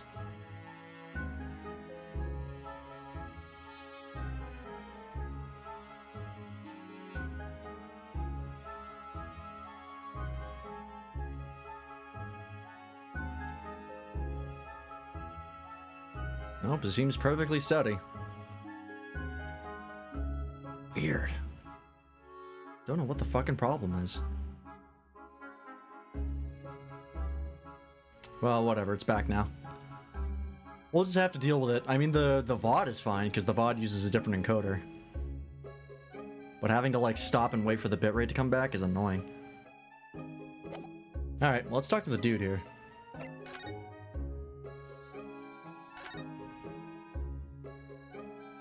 Picture postcard gentleman. Excuse me, but who are you? One would expect the Inquirer to introduce himself first. Though clearly you are not British, so perhaps our ways are foreign to you. Oh, sorry, yes, we're from the Empire of Japan. We're studying here. Oh yes, Japan. I've heard talk of the place. Okay. You are interesting, sir. I mean, like... He acts like he's in a stage play, always. Japan, land of weebs. I think it's... Japan doesn't have weebs in it. I think if you're in Japan, you're probably not a weeb. It's people who are outside of Japan who are the problem. I can't wait for him to be the murderer, yeah. Its inhabitants live on some fiery brown colored soup dressed up with exotic spices. You might be thinking of somewhere else. And what was that theatrical gesticulation about? Okay, good. It's not just him being a character. The other characters are aware that this man's a fucking weirdo. Perhaps. Anyway, if you are a gentleman, sir, you offer your own name first before inquiring after the name of another. Of course, yes. I'm Ryunosuke Naruhodo. I'm a lawyer. Well, a student of law, really. Oh yeah, Hikikomori in Japan. Although I think those are like shut-ins, right? We're not quite weeaboos. It's like not really comparable. I think it's what Hikikomori are, right? It's like locked away in their rooms all the time.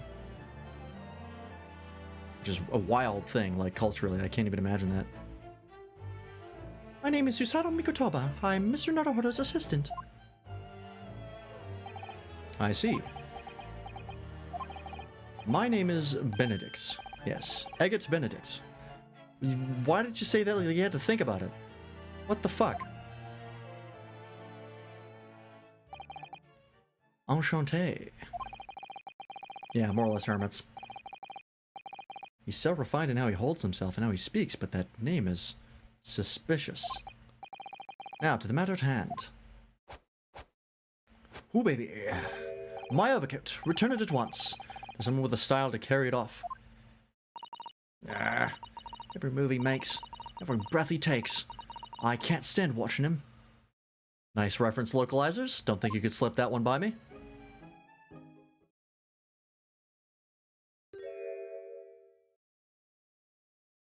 Your hat's the wrong color. So, let's have been into the matter. Thank you for your custom, Mr. Egget Benedict, sir. Ooh, baby, yes. With such reasonable rates of interest, I may even decide to come back. This is why, grown-ups. Just because I'm a diver, everyone thinks that makes me a liar. I mean, that's reasonable. That's a reasonable thing to think. Because if you commit a crime and someone accuses you of said crime, most people don't just go, "Ah, you got me. I committed the crime." No, they typically lie about it, as you just did. There's an option to punch Benedict in the balls.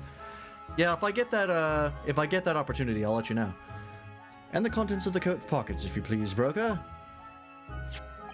Well, of course, sir. Here is the disc for you. Just this one? Pardon, sir? I was expecting... Nope. I was expecting another. That is, I deposited another. Another disc. Oh dear. I forget to inform you, sir, that what was deposited with me was merely the overcoat. The disc happened to be one of the pockets, but I was completely unaware of it until now. I like Benedict. What egregious thing did he do? Yeah, he's suspicious as fuck.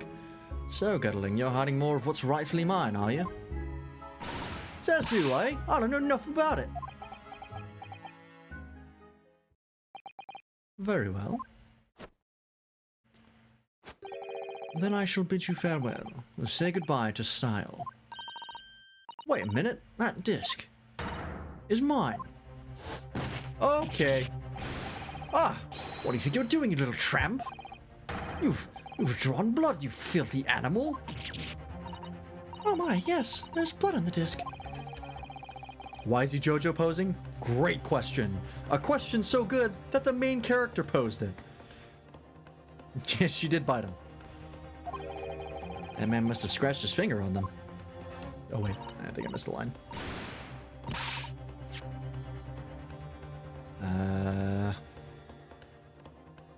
Oh yeah, those sharp little bumps. Would the word otaku be the Japanese version of a weeb? Not necessarily, because I believe otaku is just someone who's like really passionate about something. Like you could be an otaku about trains, you could be an otaku about, you know, if you want to be like classical, like as we consider otaku, you know, video games and anime and stuff like that. Or you could be an otaku about fucking bugs. As far as I believe, it's just like someone who's super passionate about a topic. Yeah, nerd. You're a nerd.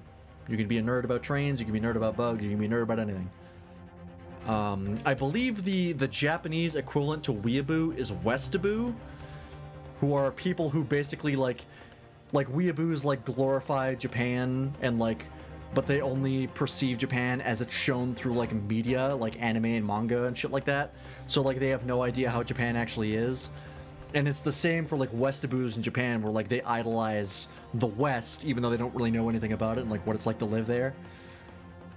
Like, have you ever seen that green text rawhide Koyabashi? Or Kobayashi? I forget his name. That's like a memed example of a Westaboo. You should probably shower ever. That's generally good advice, yeah. I found it first, all right. I mean, it belonged to me old man. So you're not having it. Oh, you take it. Me? If I hang on to it, I'll have it off me again. So you keep hold of it. Miss Lestrade, why is this disc so important to her? This box has been entered into the court record, shoved into my pocket. You there, in the black livery. Hand that disc to me at once, please. No, don't. He's lying. Grown-ups are all liars. What do I do now? How am I going to resolve this? Just run. Just run! Run away! Leave! Okay, that wasn't the answer. I tried.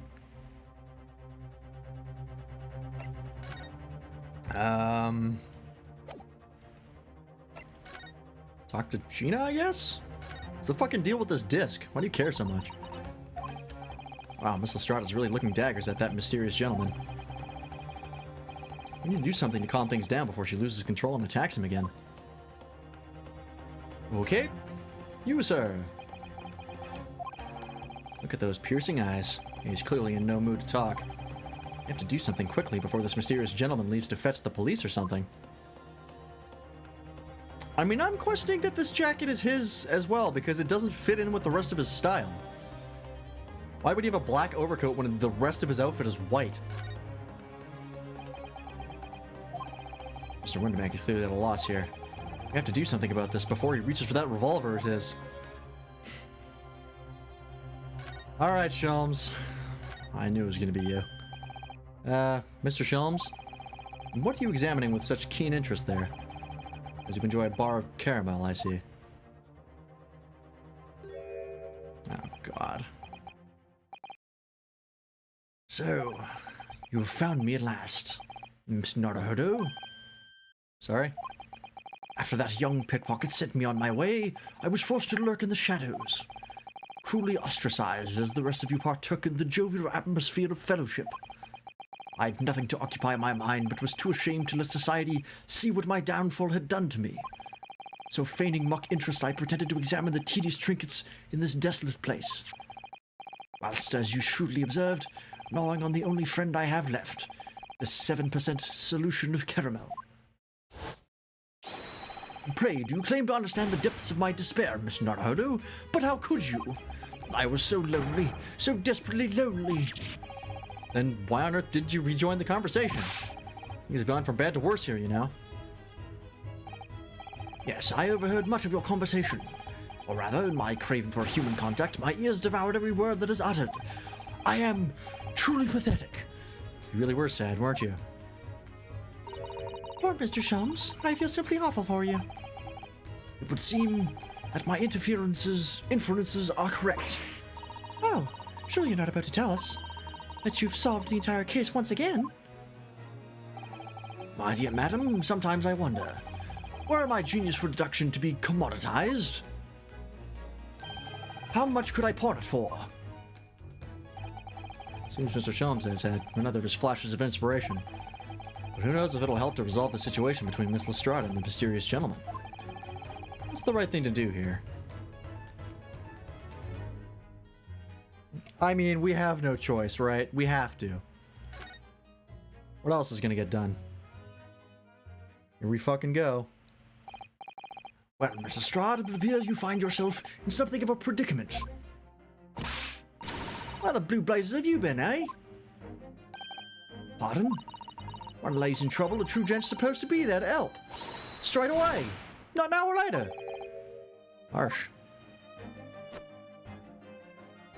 Ah, and who, pray tell, are you? Wrong accent? That's Sholmes' accent? Mr. Eggert Benedict. You have in my eyes a veritably encyclopedic array of curiosities about your person. He might be present through both games, who knows? Eggs Benedict? Oh yeah. Yep. Mm-hmm. Uh-huh. Nevertheless, there are two immovable conclusions I have drawn. I beg your pardon? The first is this. The true reason for your visit to this pawnbrokery today is something you have not yet revealed.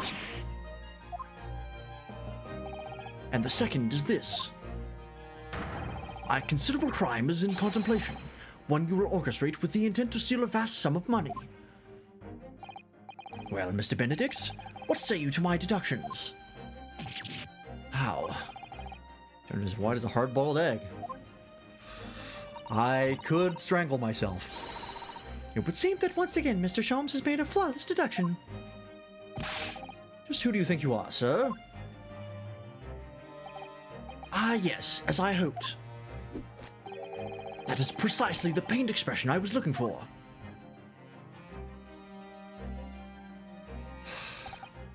So, shall we begin? The time has come for yet another Herlock Sholmes' logic and reasoning spectacular. I feel like they missed a word there. The game is afoot. Let's fucking do it. Here we go. I'm a genius. First of all, we must ask ourselves on what business you ventured to this pawnbrokery today. You claim to have followed this pickpocket here, having the redemption ticket stolen from you on the street. But that is most certainly a lie. The real truth is something quite different. Is it maybe what he has in his fucking hand? Oh no, that's the thing that Sholmes saw, so it's not that. I have control over the stage lights. Yeah, these sections are actually, like, awesome. I love them. As revealed by that which you hold in your hands. Yes, what brought you to this shop in the first place is the staff recruitment flyer. A piece of paper in your hand is a staff wanted advertisement from this very shop. Yet, even the most unobservant would realize that a man of your appearance has no need of such employ. In other words, there is some ulterior motive for your actions. Fucking... That's gone. The cane which you unwittingly touched to your person exhibits an uncontrovertible contradiction. What utter rot. I've had this cane for years. The contradiction of which I speak is, of course, the missing ferrule. The end of any walking cane would be terminated with a metal ferrule to protect the wooden tip. And yet, detailed analysis shows them. Oh yeah, detailed analysis? You gotta pull out your fucking goggles for that one, Sholmes? Really? Detailed analysis? Look at it! With your eyes! Shows the wooden tip of the stick to be utterly bare. Yeah, not the AG on the fucking handle. Therefore, there's only one conclusion. The rod that you hold in your hand, which appears to be a walking cane, is in fact no cane at all. What did he just rip?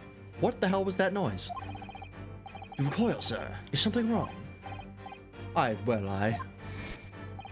And in your recoiling, you inadvertently facilitate the answer of the next conundrum to present itself. Who had the, initials AG? Just jawed tendons. I feel like we've had someone by the name of AG before. Can we see it in here? No, okay. Fuck, that sounds familiar. Wasn't there the, Oh, am I thinking the initials on the knife in the last trial? Of, what's his nuts? What the hell is his name? Mr. Man in the Moon. I don't think his initials were AG, though. Or were they? Aaron Van Geeks? I don't think we've met that character yet. Unless that's somebody you made up. Namely, what is the truth behind this rod you bear? Yes, your reaction betrays the truth. The handle, which you evidently would like to conceal, is the key to understanding this riddle you see. Oh, Eric Van Geeks? I see. I see what you're saying. The joke you're making. From the moment I saw it, my suspicions were aroused. What walking cane demands such a stout handle? Mused I. But of course, as I said, this is no walking cane. No, that's rod.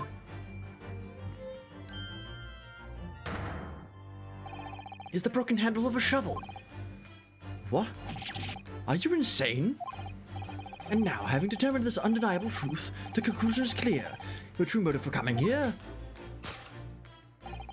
was to take employment at this establishment in order to excavate the ground beneath the premises. What a calculated crime you've conceived, sir. Wickedly calculated crime. To tunnel underneath the pawnbrokery.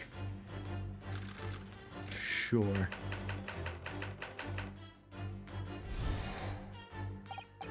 Now, Mr. Benedict, let us continue.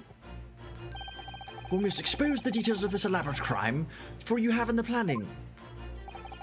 This is utterly absurd. You suggest that I, a gentleman, intend to excavate the ground beneath this pawnbrokery with a broken shovel. What on earth do you propose I could expect to find there? Who, baby? Oh, yeah. Ha! Some long-forgotten treasure, I suppose. Save for such a fanciful theory, what possible reason could I have to do as you say? Oh, but there is an ample reason. As you are only too well aware, Mr. Benedict. Ah, and your furtive glance is more telling than I could have hoped.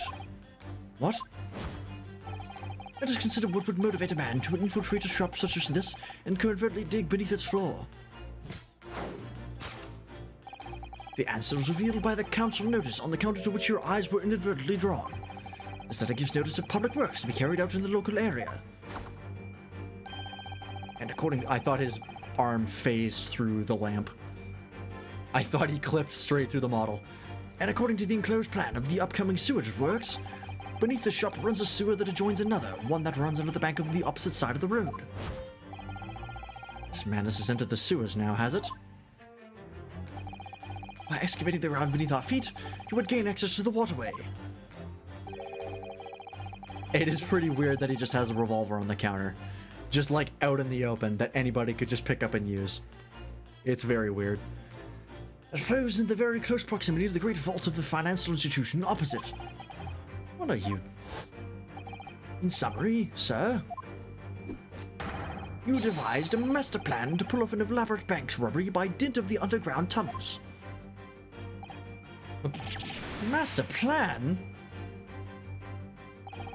Which brings us at last to the final chapter of this lurid scheme. With what plunder did the thief hope to make off from the underground vault of the bank? Are you quite serious? Having consulted with Scotland Yard some days ago, I happen to know the answer. But naturally, the answer is no secret to you, is it, Mr. Benedict? I have no idea what you're talking about. Allow me to present a rather interesting piece of evidence. You see, this picture postcard tells us all we need to know. A postcard of the Great Exhibition? I'm afraid you've quite lost me. Currently in the final stages of preparation, the Great Exhibition will soon be underway, and the government has provided extra funds to complete its centerpiece, the Crystal Tower, with which the Alligans did all of their crazy experiments, funds that currently sit in the vault of the bank on the other side of this road. Pardon? Yes, the considerable crime you have been contemplating is the theft of that which sits in the vault of that bank, the special reserve funds of the Great Exhibition. Of course, that is top secret police information, so keep it under your hat, please. Please don't tell on me.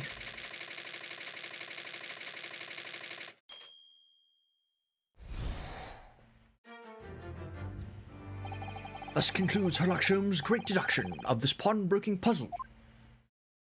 I mean, of the shit that he's said, this is like almost plausible. Like kinda almost. Mr. Sholmes? Well, Mr. Naruto, an impressively upbeat deduction for a detective racked with loneliness, would you not agree? Exhibition. I'm losing my mind. There's only so many characters I can voice before I slowly go fucking insane. Is it true what you said about the bank over the road and what it has in its vault? Indeed, though few know of its existence, it is one of the government's most closely guarded secrets. Gregson told me in the strictest confidence. But you just announced it to everyone here, rather loudly in fact. Ah. And if it's such a big secret, how would Mr. Benedict have come to find out about it? There can be but one explanation for that. Clearly it is because the man is a criminal. But what if he didn't know anything about the money in the vault? If he is a criminal, as you said, then buying a brand new shovel is sure to be the first thing he does now that you've revealed the secret. Oh. Or if he doesn't, maybe Mr. Windibank will. He already has plenty of shovels here after all. Oh, my life, I assure you I'm not so unscrupulous. Well, hopefully this has taught you a valuable lesson. Sensitive information must be handled with the utmost of care. One can never be sure that someone privy to secrets won't disclose them, and once the word is out, it's out. Perhaps I'll think twice before confiding in you next time, Mr. Sholmes. An excellent idea, Mr. Naruto, an excellent idea. I'm completely untrustworthy. Don't tell me anything in confidence. Well then, Mr. Naruto, you know what to do, I'm sure. Yes, let's listen to that great deduction again and see if we can massage it into shape. Very well then, let us start once more from the beginning. Of Sherlock Holmes' magnificent logic and reasoning spectacular. Here we go again. Hold it, Mr. Sholmes, you absolute moron.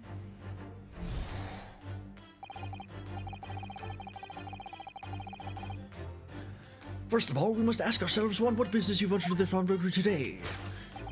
You claim to have followed this pickpocketeer, having had the redemption ticket stolen from you on the street. But that is most certainly a lie, and the truth is something quite different. As revealed by that which you hold in your hand. Yes, what brought you here, brought you to the shop in the first place is the staff recruitment flyer. So, by Mr. Sholmes' reasoning, Mr. Benedict came here in order to apply for a job so he could dig down through the floor. Yes, in an attempt to tunnel into the sewers to gain access to the money in the vaults of the bank across the road. But he wouldn't get very far with a broken shovel, would he? No, I think it's fair to say his motives lie elsewhere. The question is, where? What did bring Mr. Benedict here at this particular point in time?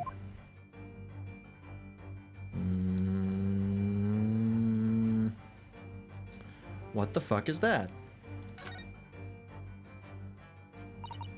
Oh, look at all the scribbled notes on the back of the flyer here. I don't believe it. What is it? Listen to what it says. Name, Gina Lestrade. Height, 5'2". Wow, she's short. I guess she is 17. Well, no, at 17, the most of the growing would be done.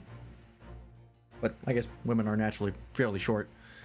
And plus, historically, people were shorter than they are now because we've been getting more nutrition as time has been going on. So people have been getting taller and taller. 5'2" is close to the average for women? Yeah, I believe 5'6" is the average?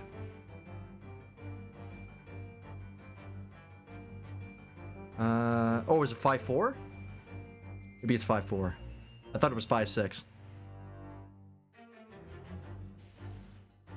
Once you get down to like the 5 foot mark, I'm like, that's short.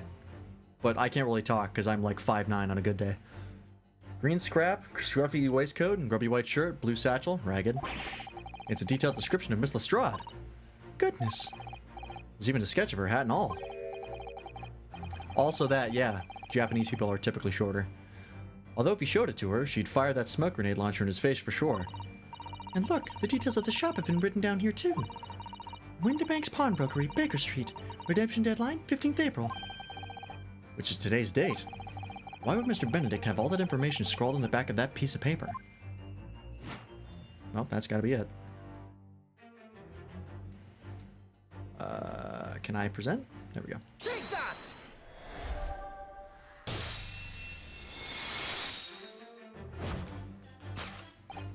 Yes, what brought you to this shop in the first place is the info about Miss Lestrade. Quite so, my dear fellow. It would appear that the writing and sketch on the reverse of the flyer pertain to the pickpocket Miss Lestrade and to Mr. Winterbank's pawnbrokery here. Ah. You originally told us that you had merely given chase after Miss Lestrade stole the redemption ticket from you. But that, sir, is a thinly veiled lie. You're 5'8'7"? That's very specific. Did you accidentally a number there? It is the information on the back of the flyer that led you here today, by which I mean here to Winterbank's pawnbrokery, and today the redemption deadline of that overcoat. So you waited outside for the young girl matching the description you have written down to arrive. And you have gone to some lengths to hide the reason for your pursuit of Miss Lestrade. In other words, there is some ulterior motive for your actions. It's 13'3". I don't think he's that tall. I'm gonna go on a limb and say that's not quite right. The cane which you unwittingly cut to your person exhibits an incontrovertible contradiction. What utter rot! I've had this cane for years. Contradiction of which I speak is, of course, the missing ferrule. Ferule. 179 centimeters. I have never been able to gauge height with centimeters. I'm too Americanized. What is that in feet and inches?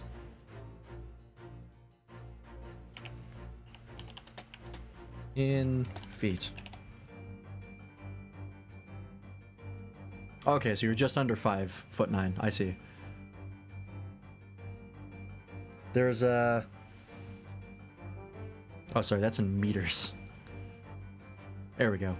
5.87, I see.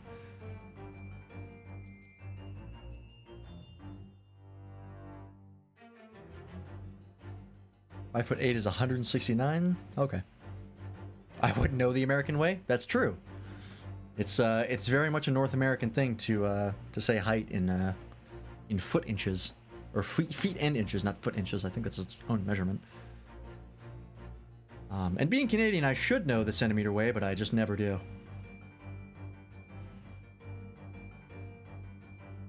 But yeah, I think I'm 5'9". Maybe 5'8". No, I think I'm 5'9". Possibly 5'10". It's been a while since I've checked. I'm never sure. What's a ferrule?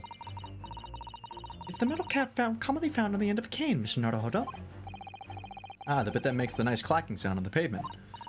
Yes, exactly. And Mr. Sholmes is right. It appears to be missing on this cane. But it doesn't actually look broken, does it? No, it doesn't. But the gentleman certainly did recoil when Mr. Sholmes identified the cane as suspicious. In other words, there's some secret about the cane that Mr. Benedict would rather we don't know.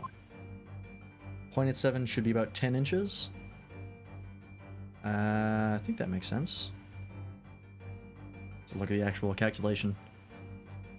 179 centimeters, 5.87 feet.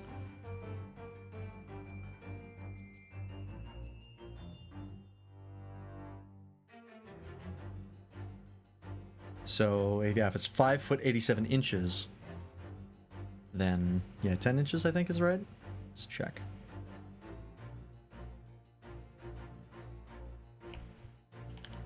Oh yeah, sorry, 5 feet 87 centimeters, not fucking inches. Can I get that in feet, please? 2.8 feet. 8.7? 0.2 feet, or 3.4 inches.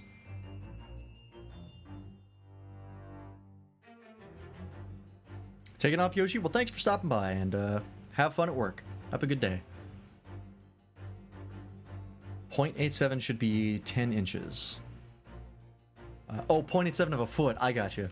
I read that wrong. But let's say 5, 10 and a half, because that's stretching desperately. Yeah, that's true. Yeah, that should be about right. Foot's 12 inches. That makes sense.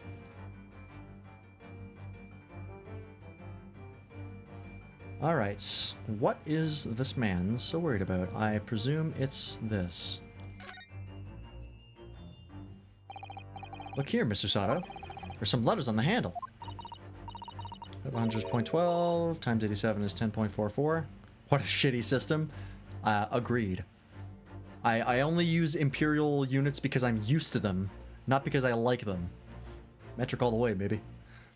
Ah yes, those must be initials, I think. In the West, it's customary for people to engrave their belongings with the first letters of their names. Herlock Sholmes would be HS, you mean? That's right. And the initials on this cane, obviously. Oh. AG. Why does it feel as though that's not quite right? That's gotta be it then. Take that! Alligator in the background? Oh shit, I missed it. Contradiction of which I speak is, of course, the initialing. A most astute observation, wouldn't you say, Mr. Egerton Benedict? We are led to believe, sir, that your initials are EB. Yet in a most possessive manner, you have in your grasp a cane bearing the initials AG. An incontrovertible contradiction indeed, would you not agree? No, you're wrong. This cane isn't... You said before that you'd had that cane for years. Oh yeah, there he is. I can see him up there. So don't try to tell it that you just borrowed it from a friend or found it in the park. In short, though you hold yourself to be a gentleman, you have withheld your true name. Fuck is that noise? You recoil, sir. Is something wrong? Oh, I see. And in your recoiling, you would inadvertently facilitate the answer of the next conundrum to present itself. Namely, what is the truth behind this rod you bear? Show me your rod. Let me handle your rod. Yes, your reaction betrays the truth. The handle, which you evidently would like to conceal, is the key to understanding this riddle, you see. Let's consider the bare bones of what's happened here. Miss Lestrade redeemed that fine-looking overcoat. And now a mysterious man has appeared, introducing himself with a fake name, and claiming that the overcoat belongs to him. We know that he actually identified Miss Lestrade from a written description, which suggests that everything else he's told us is untrue. So what we need to do here is somehow prove that the overcoat cannot possibly belong to him. It sounds like something's tearing here.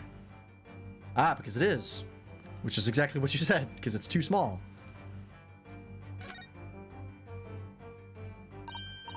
Oh, the seam on the shoulder there is coming apart. Look. So it is. Do you know, a moment ago when Mr. Benedict was surprised by something that was said, I thought I heard him make a rather strange noise. It sounded a bit like a tiny growl. But now I think it was probably the sound of the seam ripping open. If you look closely, it does seem to be a very tight fit. The sleeves are stretched to bursting, and he wouldn't have a hope of fastening it at the front.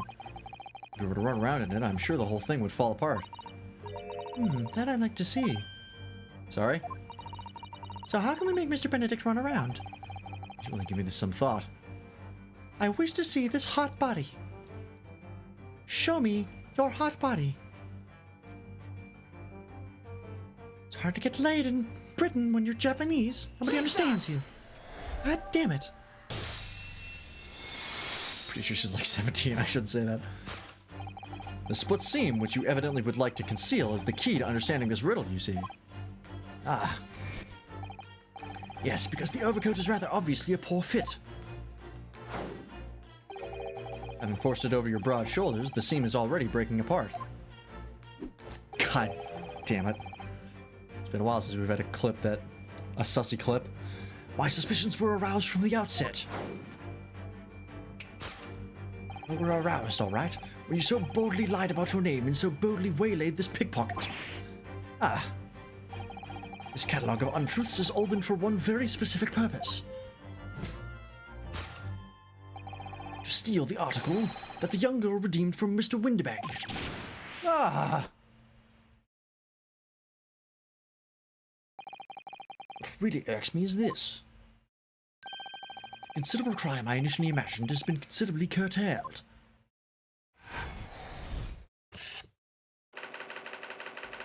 You abscond with a redeemed item.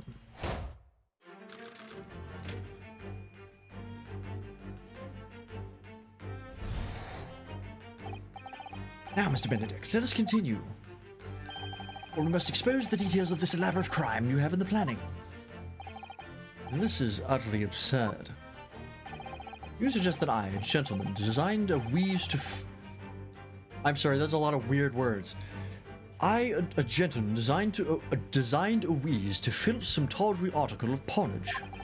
Have you forgotten that I redeemed the article in the proper manner using the watchword? Hoo-yeah, hoo-ah. Had I not been the one to deposit it in the first place? How could I possibly have known the relevant details, n'est-ce pas? Oh, but the watchword can be discovered. As you are only too well aware, Mr. Benedict. Ah, and your foot of lance is more telling than I could have hoped. What? Oh, he was looking at the ledger to, see the watchword. Let us consider how one might come to learn a secret watchword relating to the pawned property of another. The method is revealed by the council notice on the counter to which your eyes were inadvertently drawn. The direction of the deduction must change rather dramatically now, I think. Yes, no more talk of tunneling into the sewers. Which is a pity, because it all sounded rather exciting. Anyway, you can't deny that this mysterious gentleman did know the watchword. Yes, Professor. If you didn't know that word, Mr. Windibank would never allow you to redeem the article. Or looking at it another way, if you did know that word, Mr. Windibank would allow you to redeem the article whether it was yours or not. So the question is, could this gentleman have found the watchword out somehow? Yeah, I'm pretty sure it was the ledger. Oh, no? The ledger? What about this? What's on this? Look at this, Miss Usada. Ah, it appears to be a memo that Mr. Windibank has scribbled to himself. Let's see. What does it say? Oh, Professor. Well, Mr. Windbank must make note of the watchwords his customers give him right before their eyes. And in an alarmingly clear script as well. Oh dear, I don't know where to look. Who knows what other secrets I might see? Fucking... Jesus Christ. Whoops. Take that!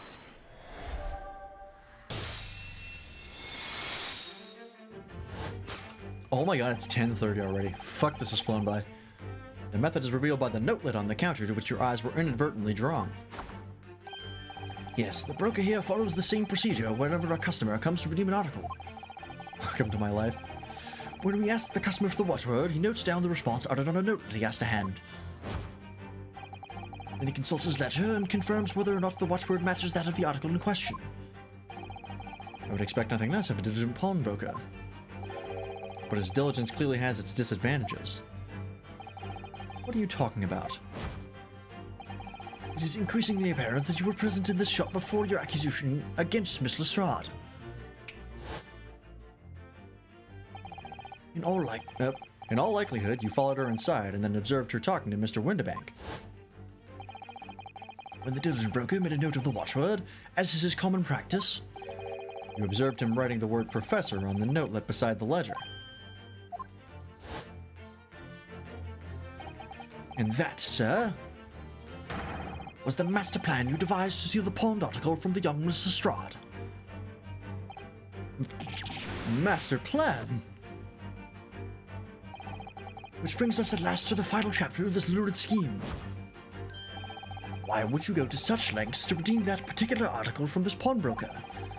Are you quite serious? For an ill-fitting overcoat hardly seems to justify the effort, much less a worthless music box disc. But naturally, you had very good reason to make them yours, didn't you, Mr. Benedict? I have no idea what you're talking about. Allow me to present a rather interesting piece of evidence. You see, this picture postcard tells us all we need to know. Articles we're talking about are the overcoat and the music box disc that was in one of the pockets. Which, according to Mr. Windibank, isn't even worth a penny. And yet this man went to such lengths to steal them. Why? I wonder if perhaps we already have the evidence we need to explain it, Mr. Naruto. Could we? Really? I better have a thorough look through all the evidence we've collected so far. Well, it's gotta be on this, right? Review scene? No.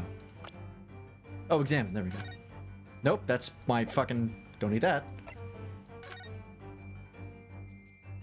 Aha! Maybe there's something on the back. Wow, that looks very sharp.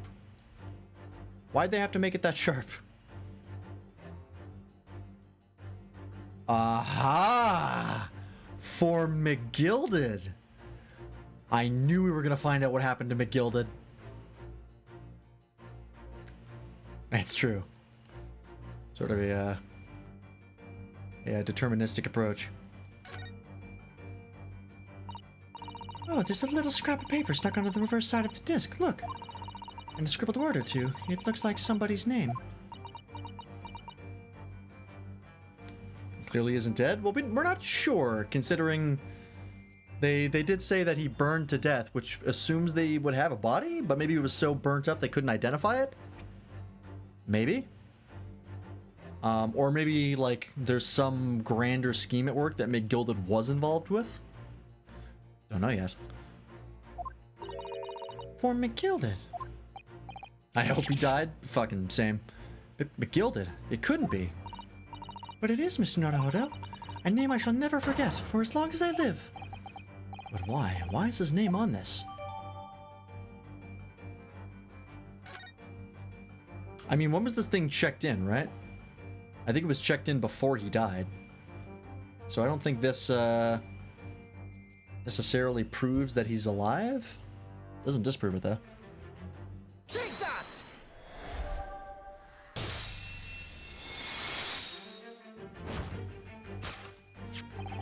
You see, this music box disc tells us all we need to know. What's that on the back? It reads, for McGilded. Might prove she knew him before the carriage ride. Ooh. Very true, very true. I mean, it was kind of implied that he did know that. Yeah, it was denied before. So having this in our possession would change that, potentially. Because it was something that got brought up, but it wasn't proven. It reads, for McGilded.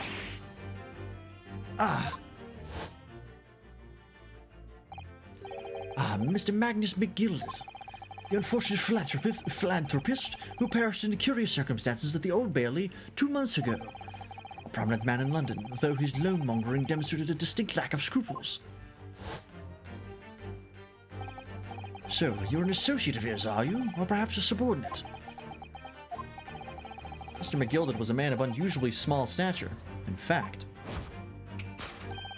it was precisely the right size for that overcoat that you've squeezed yourself into. What right did you remain shrouded in mystery, Mr. Egbert Benedict? But the final conclusion here is crystal clear. The reason you came to this pawnbrokery today...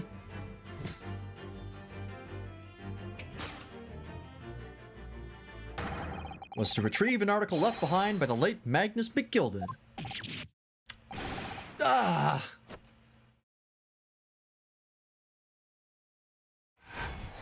Fascinating. The plot thickens. I knew we weren't done with McGilded.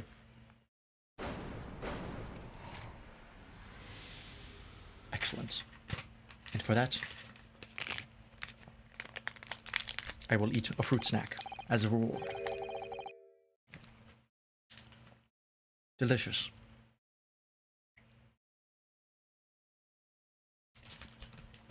I really do love these things. I love me some fruit snacks. A single fruit gummy as a treat. Gummy bears, those are good too. Any kind of sugary fruit gummy of any kind, like Fruit by the Foot. Remember that shit? Oh god, I was a fiend for Fruit by the Foot or fruit roll-ups or fruit wraps. Man. Oh yeah, don't get Haribo gummy bears. Don't do that. Don't get the Haribo sugarless gummy bears. You will shit yourself. There is lots of evidence towards that outcome. Well, well, Mr. Magnus McGilded. Not a name I expected to hear in these circumstances.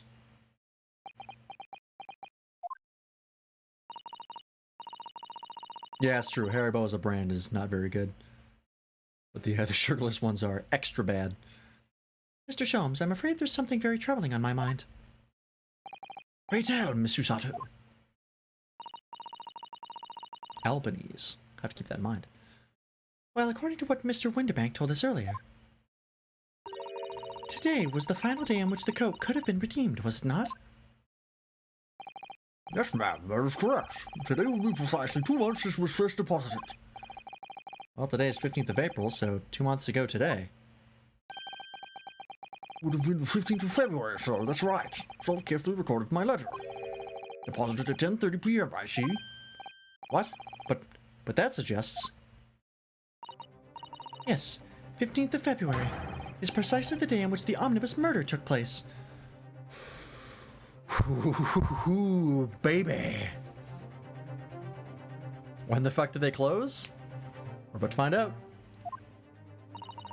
At 10:30 in the evening is precisely the time at which the terrible events were unfolding. Suggestive is not the word. It would seem the matter is entirely beyond coincidence.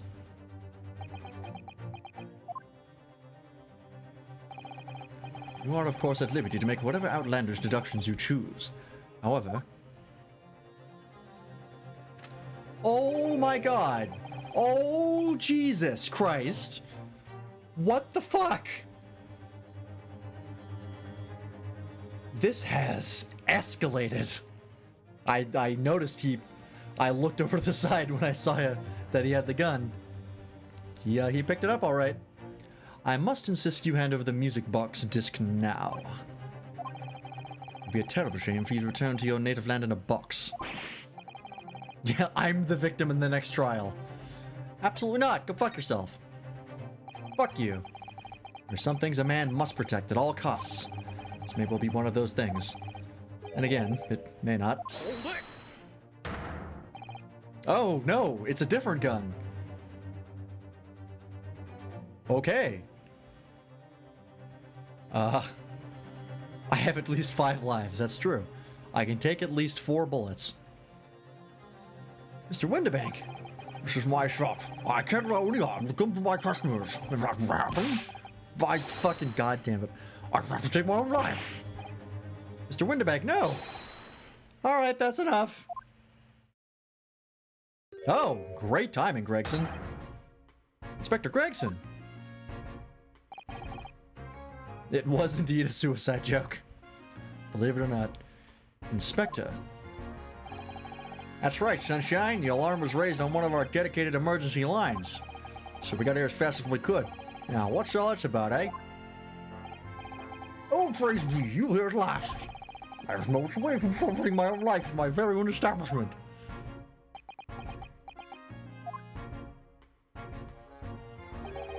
It would seem you have the upper hand. Good call, buddy. Right, you lot have got some explaining to do. I don't appreciate being bothered with some petty argy-bargy. Petty? Mr. Windibank very nearly met with his end. Yeah, by his own gun, as far as I can tell. Oh dear. And the whole of Britain could meet with its end if I don't get to the bottom of the case I'm supposed to be working on. What? What on earth is the case, Inspector? Spare no detail, Gregson. I might have said a little too much. No matter, it's nothing to do with you lot. Anyway, sir, you're gonna have to come with me down to the station. But of course, Inspector. Not. Ah! He's getting away! Get after him, lads! Whistle the beat officer, too! Sir! All cops sound the same!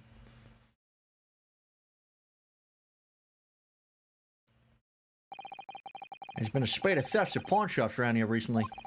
So we fitted emergency buttons underneath the counters for brokers to let us know when there's trouble. Oh, Inspector, I'm very worried there for a while. Very worried indeed. Now then, Mr. Permanently in Mourning. Oh, yes? I'll be taking that whatever it is of Miss McGill that's down to the yacht, thank you very much. So hand it over. Oh, yes, of course. No, don't give it to him. It's mine, that is. Mine. I'm sorry, miss. But anything belonging to McGill has to be taken in as evidence now. As evidence? If the police demand something as evidence, my dear fellow, we have no choice but to capitulate. It's a threatening weapon of all, a packet of fries. If you're not careful, I'll force feed you these and give you high blood pressure. It's all yours, Inspector.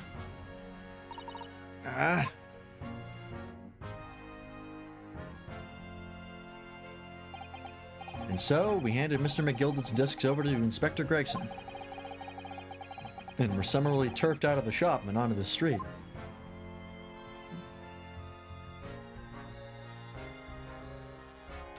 To be continued. This calls for a reward. Interesting.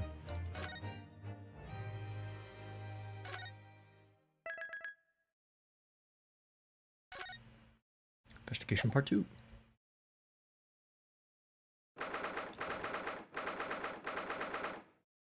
'15th of April, Baker Street.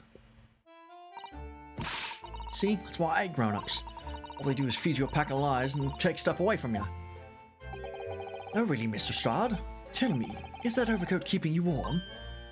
What? Oh my, surely you were given that. Yeah, Dee let me keep it, after I looked daggers at him for long enough.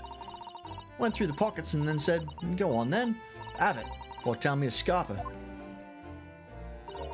Always pays off giving people who look like you hate them.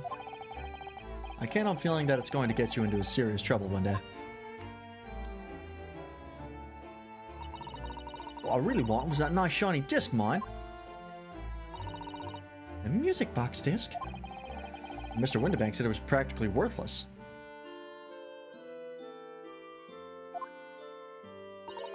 I think I'm going to have another bash. Give my long hard stare. I think not, Mr. Strahd. We shan't enter Windibanks again today. Why not? That's not fair. Can't be helped, I'm afraid. The police are investigating the scene now and taking a statement from Mr. Windibank. I just smart. I had the ticket for this coat and it was in the coat's pocket. And there should be something else and all. That's what that rotten coat said, ain't it? Yes, he did mention something about another article, didn't he?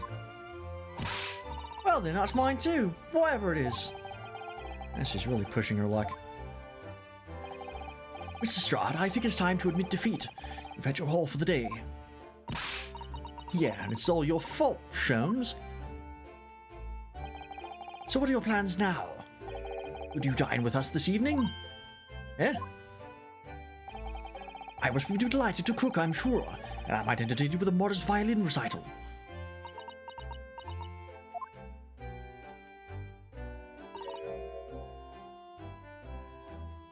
No, ta.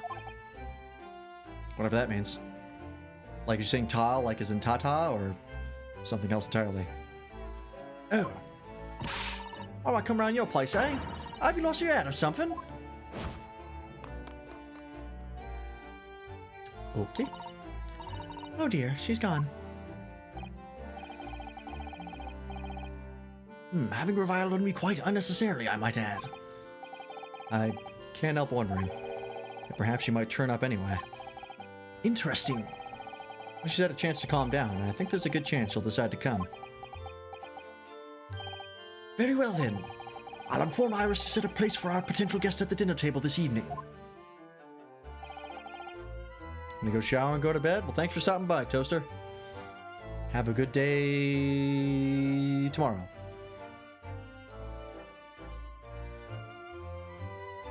Yeah, let me know if you take off any of your fingers. I definitely want to be kept in the loop on the amount of fingers you have. Which sounds kind of weird and ominous now that I say that. Whatever. And one more thing. I should be glad of your company later too. Sorry? I believe I will have a rather splendid surprise to show you. Oh, how exciting. What is it? You shall have to wait and see, Miss Usado. Until later then. Okay. So we go back. Fingers Elden Ring? No, Toaster cut himself with his butterfly knife. Sholmes is sweet. Ah, Susie and Bruno, come in, come in. Good afternoon, Iris. Thank you so much for breakfast this morning. Oh, don't mention it. Goodness, look at the time already. Busy as always?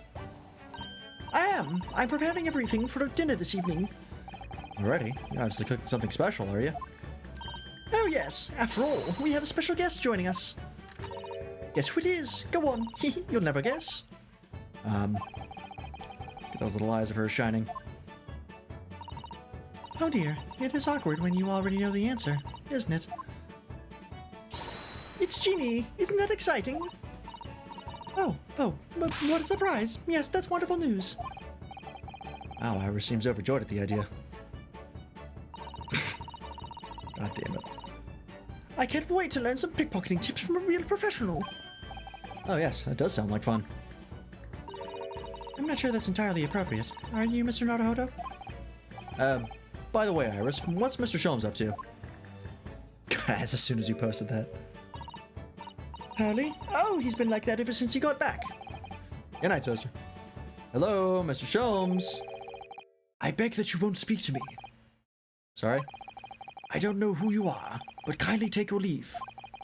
As you can see, I'm not here. I don't know how to respond to that. I do apologize. When it gets like this, he's completely oblivious to everything. Yes, I see. Really, he behaves just like a child sometimes, Hurley does. Mr. Sholmes and Iris have something of a parent and child relationship, don't they? Yes, except that Iris is clearly the parent here. Come to think of it, I wonder where her real parents are. Oh yeah, just pop that question. I'm sure that won't be tragic. What's the matter, Bruno? You have ever such a funny look on your face. Oh, no, it's nothing. I know what it is. Why does this girl live here with Mr. Sholmes? You're wondering. Am I right? How? How did you? Oh, Runo, I can read you like a book, because you say all of your fucking thoughts out loud and you won't stop fucking doing it. This girl is dangerous. Don't worry, you can ask me anything. I won't mind. Okay, I will. But first this. So, by Ginny, you mean Miss Lestrade, the young woman from the McGilded case 2 months ago, right? Yes, who also stole my experimental smoke grenade launcher. Although, after that trial I invited her back here and we had dinner together. And now we're the best of friends. Oh, what a lovely tale. Yes, now if I bump into her on the street, she runs away as fast as she can. Oh. And I chase after her down the back alleys. Interesting idea of friendship. And then I let her have the latest color of smoke grenade I've developed. Oh. There are so many beautiful colors in the world. Ginny wants to make me a whole rainbow. I suppose this means you've let Miss Lestrade keep the smoke grenade launcher, have you? No shit, she has it. Yes, that's right. I'd gotten bored of it anyway. Hurley always reacts the same way when I shoot him with it now. Or Hurley. Oh, I can't wait for Ginny to arrive. It's been too long since she last came over. I'm so excited. I just hope she does actually come. Is Ginny gonna get accused of murder? Is that what's gonna happen? She's not gonna show up and we're gonna find out that she was accused of murder? I'm sure you've been wondering why it is that I live here with Hurley, haven't you? Well, it has crossed my mind. That and where are your real parents? My mummy and daddy aren't with me anymore. Mummy passed away when I was born. And at around the same time, my father... Well, he had to go to a faraway land because of one of the cases he and Hurley were working on. Oh. Wait a minute. Did you say he and Hurley? Yes. Daddy and Hurley were always solving mysterious cases together. You didn't mention that before. He wrote them all up in his diaries. That's what's in the metal chest over there. Really? You recorded them all? Is her father the original Watson? So you mean it's true, Mr. Sholmes really did have a partner with whom he tackled some of his most taxing cases? Oh yes, I mean, it's always nice to have one, isn't it? So Mr. Sholmes' partner was your father? Exactly. Hurley told me I wasn't allowed to look in the chest. That only made me want to look even more. So I opened it up. And found your father's memoirs. Yes, so I asked Hurley, who wrote these? He nearly fell off his chair. But then he told me, and that's when I found out that the author of all these accounts was my father. So Iris's father was Mr. Sholmes' partner? One second here.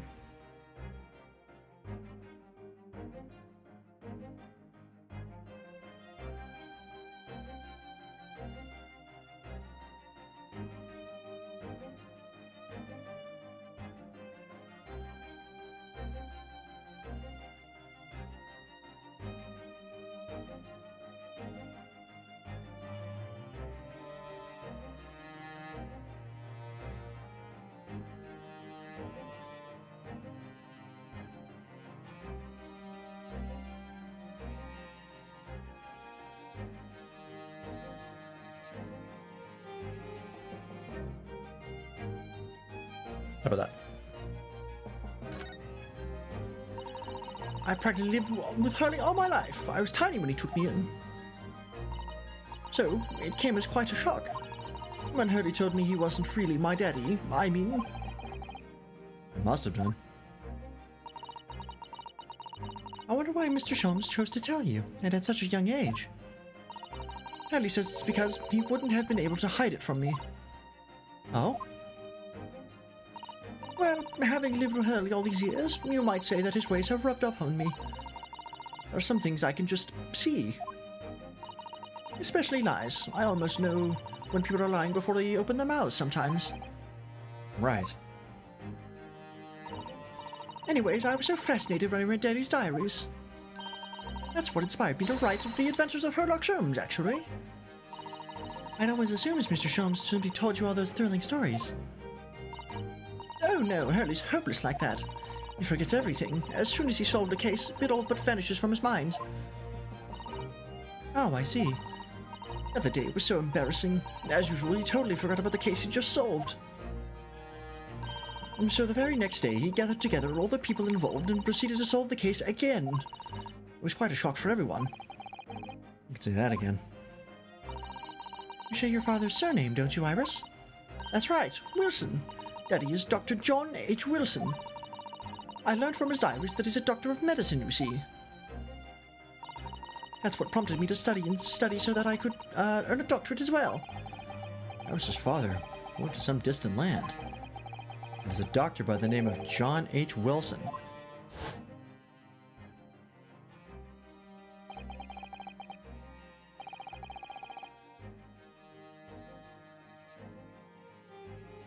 God, what was his voice? Court will now hear the trial of Inosuke Naruhodo. Kindly state before the court the name of the victim in this case. Oh my god, he was the victim? Oh shit! Oh no! Oh fuck! I totally forgot about that. Oh, we never did find out why she killed him. We never did find out her motive. Oh shit, this is wild. This case goes deep. That's right. Visiting professor of medicine at Imperial Yume University. And the man who, in the most bizarre of circumstances, lost his life just before we left Japan. This is the victim in the first case of the game was John H. Wilson, who was poisoned by the bird lady. Whose name I totally forget, who was another British woman. And apparently he was the father of Iris. And the partner of Sholmes. No fucking way.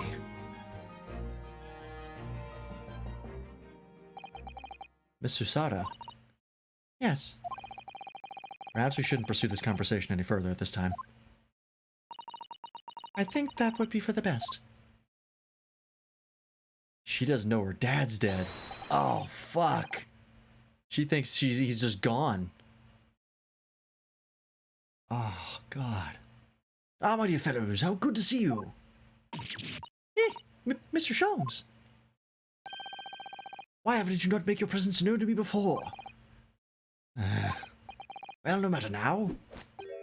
So, how the devil are you? We've been with you for most of the day. Goodness, really? Do tell me, Mr. Sholmes, is your violin unscathed? My violin? Whatever you were talking about, dear madam. Oh, Never mind that now. I have something far more interesting to show you.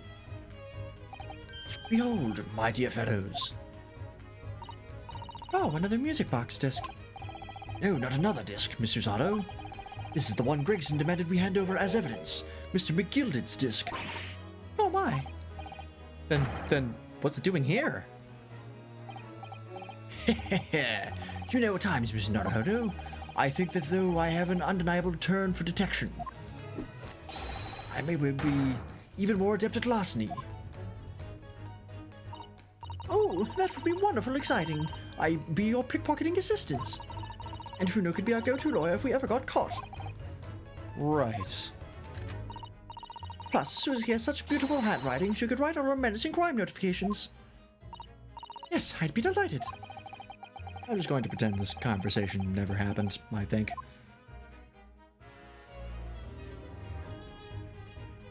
Okay, so you stole it? I don't understand. How did that disc come to be in your possession?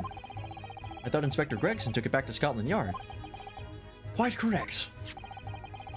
And that sort of uncompromising attitude is precisely why I always carry some of this. That's a bar of caramel, Mr. Sholmes. Your one and only friend in times of loneliness, if I'm not mistaken. If you will humor me, my dear fellows, cast your minds back to when the good detective confiscated the disc.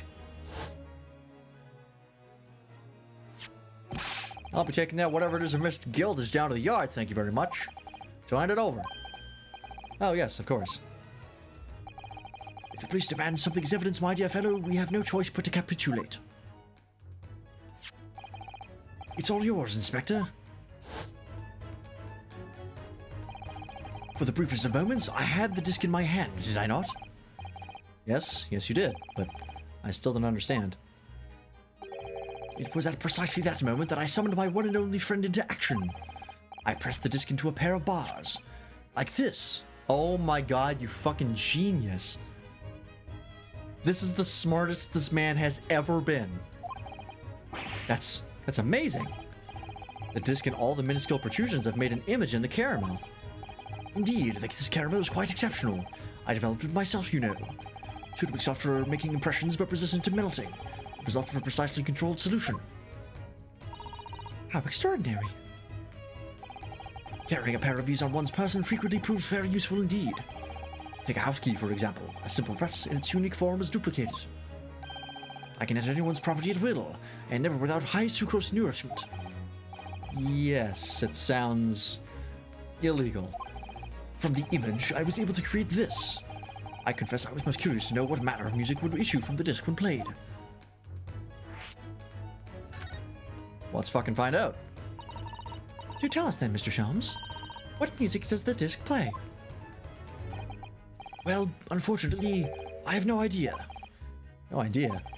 None whatsoever. Are you familiar with the workings of a music box, my dear fellows? No, I'm afraid not. Goodness, you don't know, Runo? Ooh. Inside a music box, there's a special metal piece called a comb. That's what produces the sound. Small protuberances pluck the different teeth of the comb as they rotate past it, making the different notes. I used to have one of these. I don't know what happened to it. I had a little music box of my own. The first music boxes to be invented used a rotating cylinder with protuberances on it.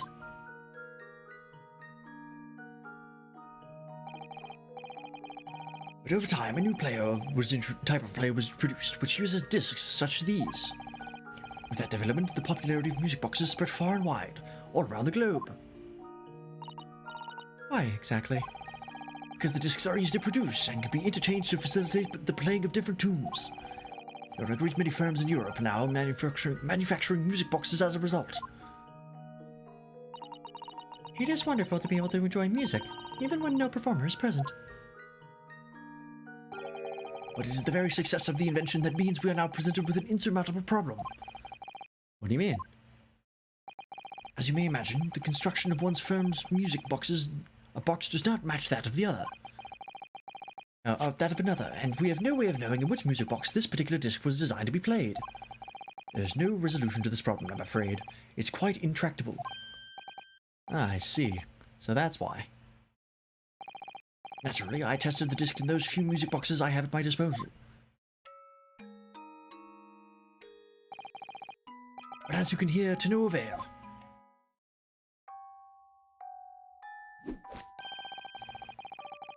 The results were equally unsatisfactory in this one. So, I am presently engaged in acquiring an example of all the music boxes ever made in Europe. Every single one? That's Hurley for you, always taking things too far. But my dear girl, an unsolved riddle is quite repugnant to my constitution. Surely all the different types in Europe will amount to a huge volume of music boxes, won't it? Yes, that is certainly true. In the worst case, I shall just have to ask you to vacate the attic room. What? Has he considered that by pressing the disc into the chocolate, the resulting disc that would be made from the chocolate would be mirrored? Because that does seem like the sort of thing he would overlook. Maybe that's why he's having trouble. I don't know. Maybe it'll come up later.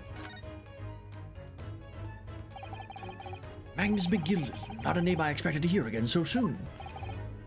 Yes, it's only been 2 months since that grisly case.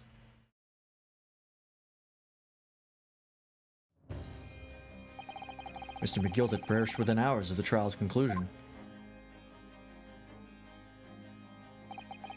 Is it the curse of the Reaper? No one knows, still now. The omnibus was reduced to a pile of ash, not a shred of evidence remained. And with the man's death, the truth about the murder in which he was so intimately involved was buried.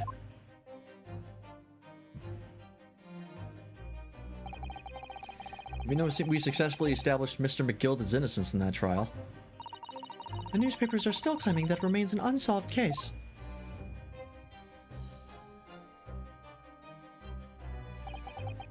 The murder of the brickmaker, Mr. Thrice-Fired Mason.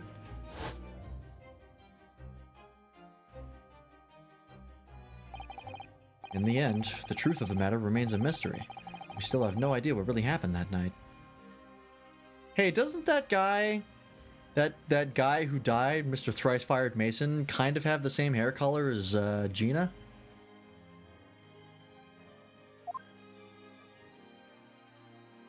Possible relation, maybe? And although Mr. McGilded was found not guilty through my defense, I still don't know if that was the right judgment or not.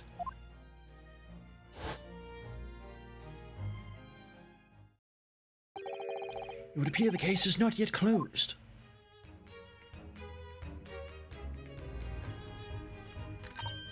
Well, it's time I started getting things ready for dinner, I think. Ginny will be here before long.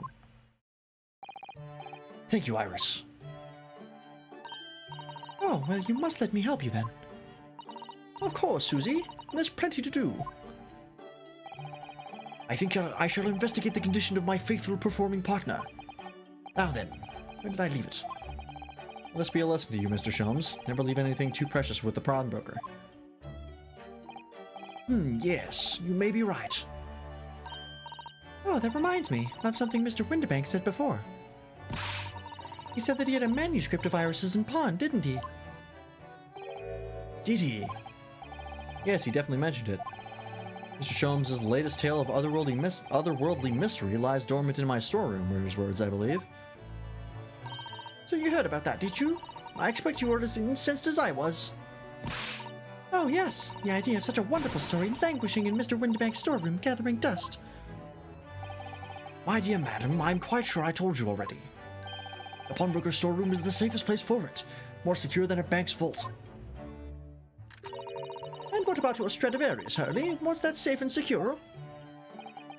Well, there might be the occasional mix-up. As by a certain impetuous someone not too far from me now. Do you have any idea how long it took me to write that Baskerville story, Hurley? Oh, it sounds so exciting. The Hound of the Baskervilles. I should love to read it. How did you know?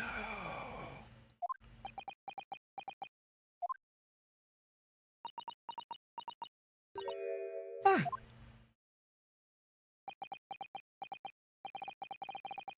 What's going on here? Why does it feel like an icy chill just swept through the room? Susie, what did you just say? Said The Hound of the Baskervilles. But how could you know the full title? Well, that's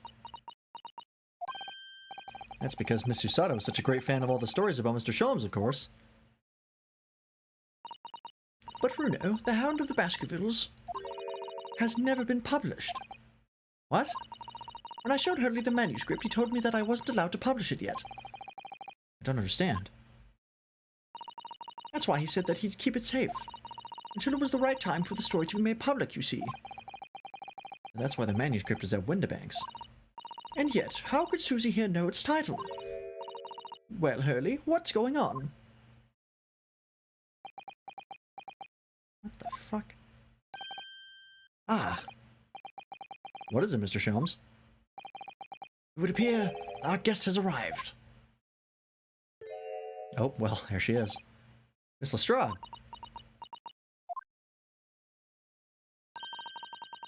This was a bad idea. I knew I wasn't welcome. I'm going. No, wait! Miss Lestrade! You've all been eagerly awaiting your arrival. Haven't we, Iris?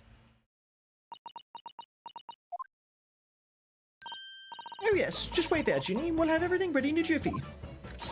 Come along, Susie. Right, of course. It's a pleasure to see you here, Miss Lestrade. Please, make yourself at home. As fucking Iris puts a gun to Susato's back. Don't stand in the doorway, my dear girl. Come along in. What say you to some Mendelssohn? I won't take a no for an answer. Meddlesome it is, then.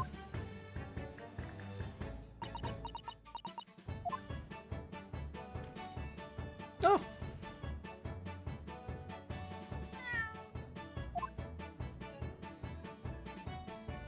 The whole family's here.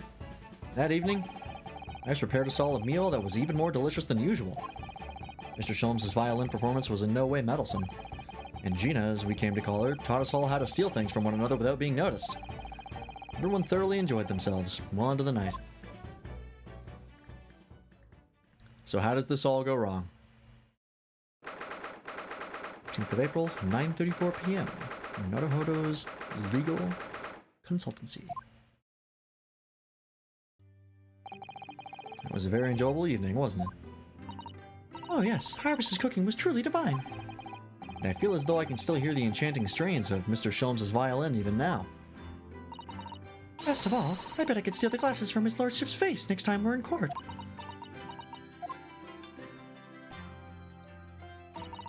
Naruhodo-san, could I consult with you about something, I wonder? What's the matter, Susato-san? It's about the telegram I received. Ah. One that arrived first thing this morning, I suppose. Fuck, I forgot all about that. I've been summoned. What? Summoned? What do you mean? The telegram was from the Lord Chief Justice's office. Lord Strongheart is asked to see me. The Lord Chief Justice? When? Tomorrow morning. What? Then we have to start preparing at once. Oh, no, that won't be necessary, Naruhodo-san. I've been summoned alone. Don't tell me she gets accused of murder. I'm so tired of your sidekick getting accused of murder in Ace Attorney games. Please no. Alone? What on earth for? I have no idea. I suppose I shall find it out tomorrow. What's all this about? Whatever it is, it's making me feel very uneasy. Oh, who could that be, I wonder? Good evening, friends. Ah, Iris, hello again.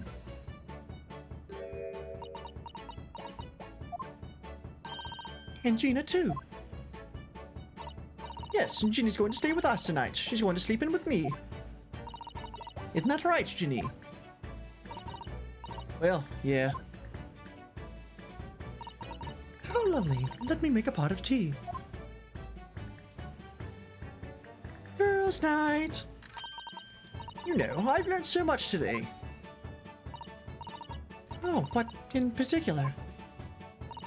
All those things Ginny showed us. Wasn't it wonderful? Ah, you mean all those pickpocketing techniques? We had fun trying them out on each other, didn't we? I think I've awakened a natural talent. I could earn a living from it. You might be getting ahead of yourself a little there. So, what brings you up to our humble quarters at this late hour? Why would she be accused of something? Great fucking question. Ace Attorney always finds a way. Well, she's always around us in the gameplay, but she's had like 2 months of actually living here, so maybe, I don't know. There was a window, I don't fucking know. Like I said, it's not out of possibility. Ace Attorney is nutty like that. Well, you see, I came to return this. Wait, what? That's mine. Oh my, however did you... I told you, didn't I? I have a natural talent for it. Oh yes, I'd forgotten. Iris literally is a child genius. So anyway, here, you can have it back. Not that I really understand why you wear it, though. Ah, thank you. All right then, good night. Yes, good night.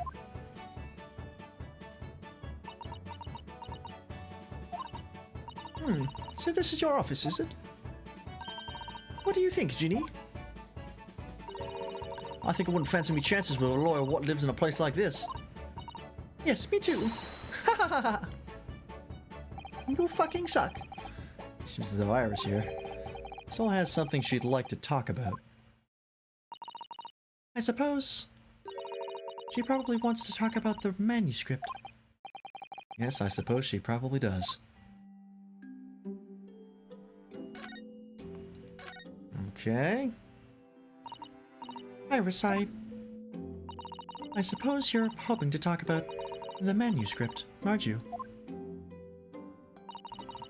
Aren't you going to tell me? I'm so sorry. I need a little more time, please. All right, I understand. I hope I haven't made you feel awkward. Oh no, not at all, Iris, not at all. I don't know what all this is about, really, but it's a story you made up, is it, Iris? This manuscript, or whatever you call it. It's not exactly a story that I made up. It's something I wrote in Daddy's diaries. Daddy's? That's right. I don't suppose I've mentioned it to you before, Ginny, but my daddy was Hurley's assistant once, his partner. Eh? They solved all sorts of strange and mysterious cases together. Is that right, mister? Apparently so. I was as surprised as you are, though. And Daddy wrote all the details of every single case down, you see, in his diaries. So I study them and write my stories based on what actually happened. So, where's your old man now, then? He had to go away on urgent business to a faraway land, and he'll be gone a very long time. So I've never really met him. Oh, alright. Come to think of it, I don't know anything about Gina's parents either. Perhaps we should ask her.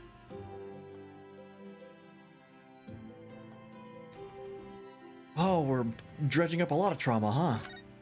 Cool. Very cool. Iris, this Hound of the Baskerville story. Excuse me. I take it that's another tale inspired by your father's accounts. That's right. I thought it was fascinating. But it's different somehow. From the other cases, I mean. Oh? How? I don't really know, but it must be special in some way. After I'd written it and I showed the manuscript to Hurley, he turned as white as a sheet. It was the first time I've ever seen him like that. It pains me to have to say this after you toiled it over for so long, Iris. But this story must not be published at this time, under any circumstances. But why not? It's one of my best works. I'm not at liberty to say. Not now, so please, do not ask me. Alright then, I won't. But I do solemnly swear that I will explain everything one day, Iris, when the time is right. And that's how the manuscript came to be with Mr. Windibank, isn't it? Yes. Hurley said it had to be somewhere very safe. Everybody gets my guilt, that does. He's treating you like a child. It's mean, that's what he is, keeping secrets like that. I'm sure Mr. Sholmes isn't trying to be mean. Eh? If he said he wasn't at liberty to talk about it, I'm sure there must have been a very good reason. I think so too. You lot are too trusting for your own good.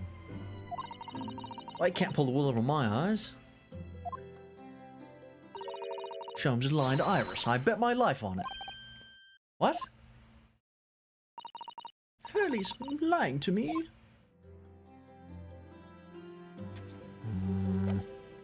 Okay. Where's Gina at? There she is.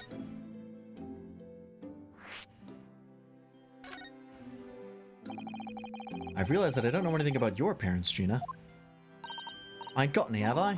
Never did have. Oh. You've never had any parents? You sprung up out of the fucking ground, you stupid bitch. Look, the East End's so full of orphans like me. No one's wanted nothing to do with us from the moment we're born, not even our mums.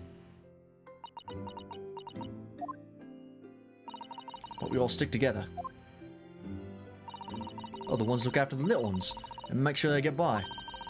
So that's why you're a pickpocket.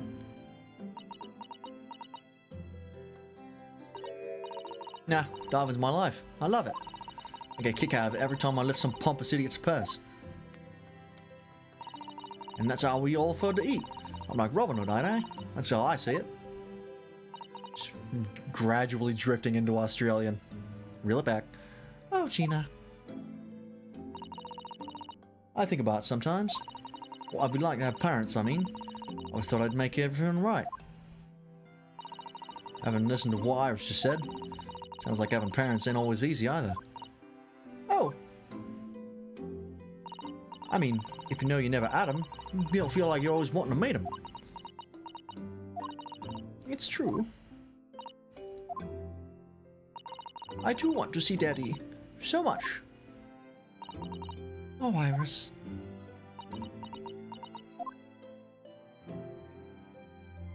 Cool. That's depressing.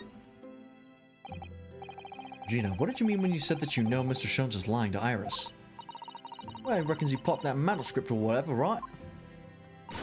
Come on, that's obviously a load of rubbish.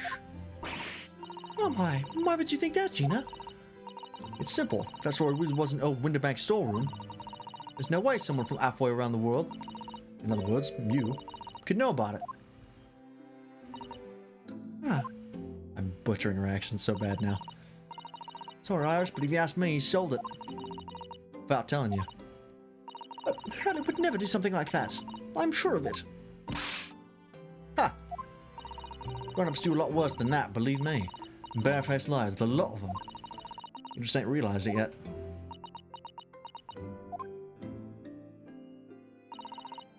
I'm telling you, that manuscript ain't at Winterbanks. You'd soon see if you had a look. Even if you think you can trust him, I don't. That Shum's a liar like the rest of them. If I'm honest, I have wondered if Hurley's telling me the truth sometimes. See? Oh, but I don't mean that I think he sold it. I mean that I sometimes wonder if he might have hidden my manuscript somewhere. Somewhere I don't know. Even though it's wrong of me to doubt him. Don't be too hard on yourself, Iris.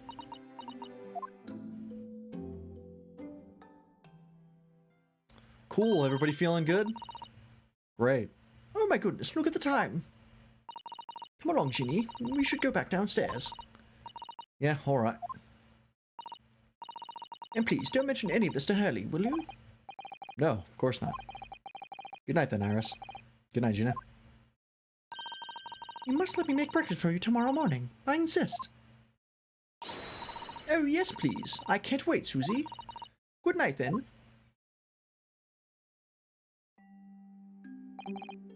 Iris. Sure is easy to forget, isn't it? Sometimes she speaks just like an adult. But deep down, she's still just a child. Well, I think it's time that I turned in for the night too, Naruhodo-san.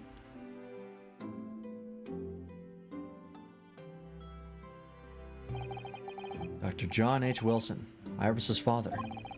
But also, the name of the murdered visiting professor at Yume University. It can't be a mere coincidence. There's something deeper going on.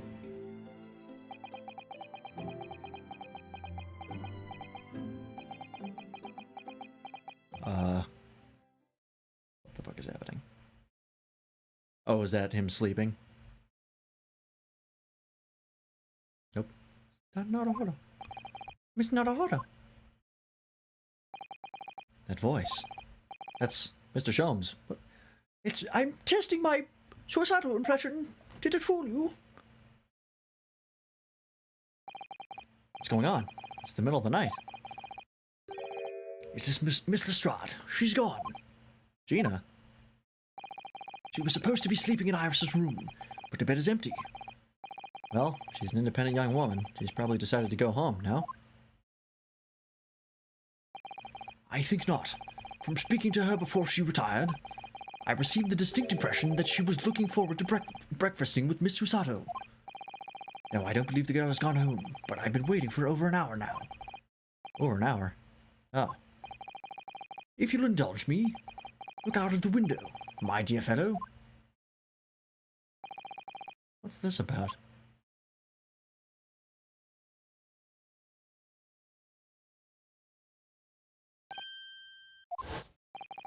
Wait a minute. Why is there a light on at this time of night? That's Mr. Windibank's pawnbrokery. Mr. Windibank's? Oh no. It's simple. If that store was really old Windibank storeroom, there's no way someone halfway around the world, in other words, Mew, could know about it. Sorry, Iris, but if you ask me, he sold it. Without telling you. Oh, she went to check. And Windibank's gonna die, and she's gonna be on the scene. Fuck. Could Gina have gone? It seems you have some knowledge of the situation, Mr. Naruto. Sorry? Oh, no. No, not really. Well, anyway, we must investigate. At once. Oh, at once. Mr. Sato.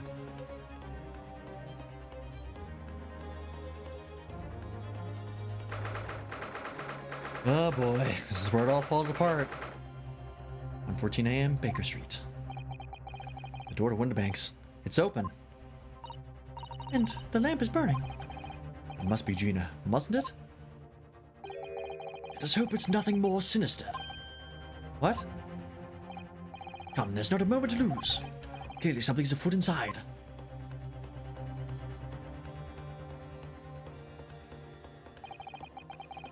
Fuck! Look at the calendar, I knew it!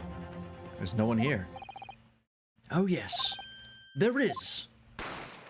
Oh, Jesus Christ! Ah! Mr. Sholmes! Mr. Sholmes! What the? Has Sholmes been shot? Leave me, Mr. Naruto. But... After them, go!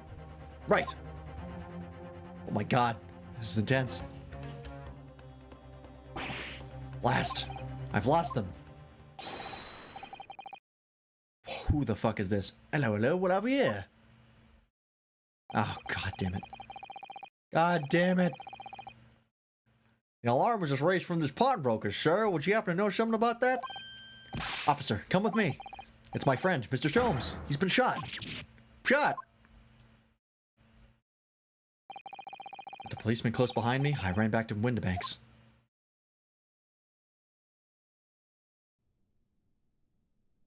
Oh, shit. Anime?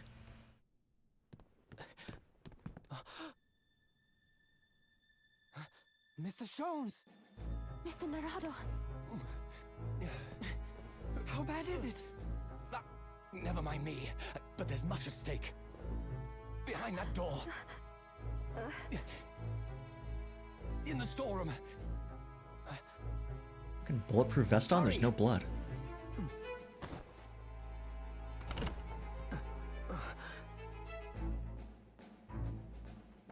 Yeah, exactly. Fucking knew it. Where's Gina? Knew it. Fucking called it. It's Gina! Fucking called it. Son of a bitch. Oh boy, this got complicated. And I know it's gonna get so much more complicated because it's the final case. Not only do we have this murder to deal with now, we have to prove Gina's innocent, but we have to figure out what the fuck is going on with the Hound of the Baskerville shit. And why John H. Wilson was killed in Japan. Oh, Christ. Here we go. Run for the long haul for this one. Half an hour left in the stream. Gee, okay, we're right back into it. You're right, Mr. Naruto. After them, go!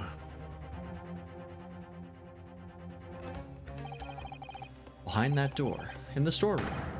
Oh, that's Jones. Working for now, sounds good, Dill.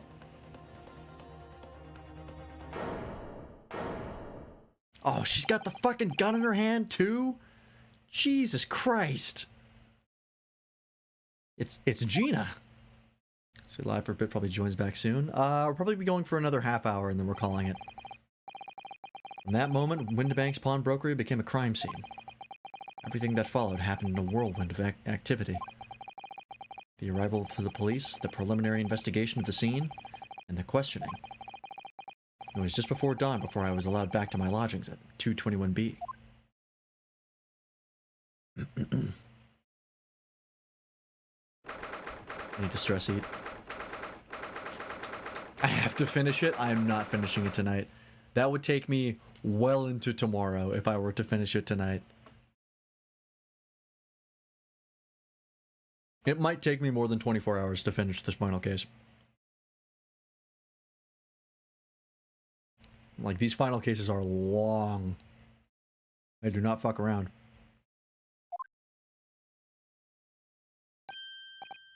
Oh, Iris.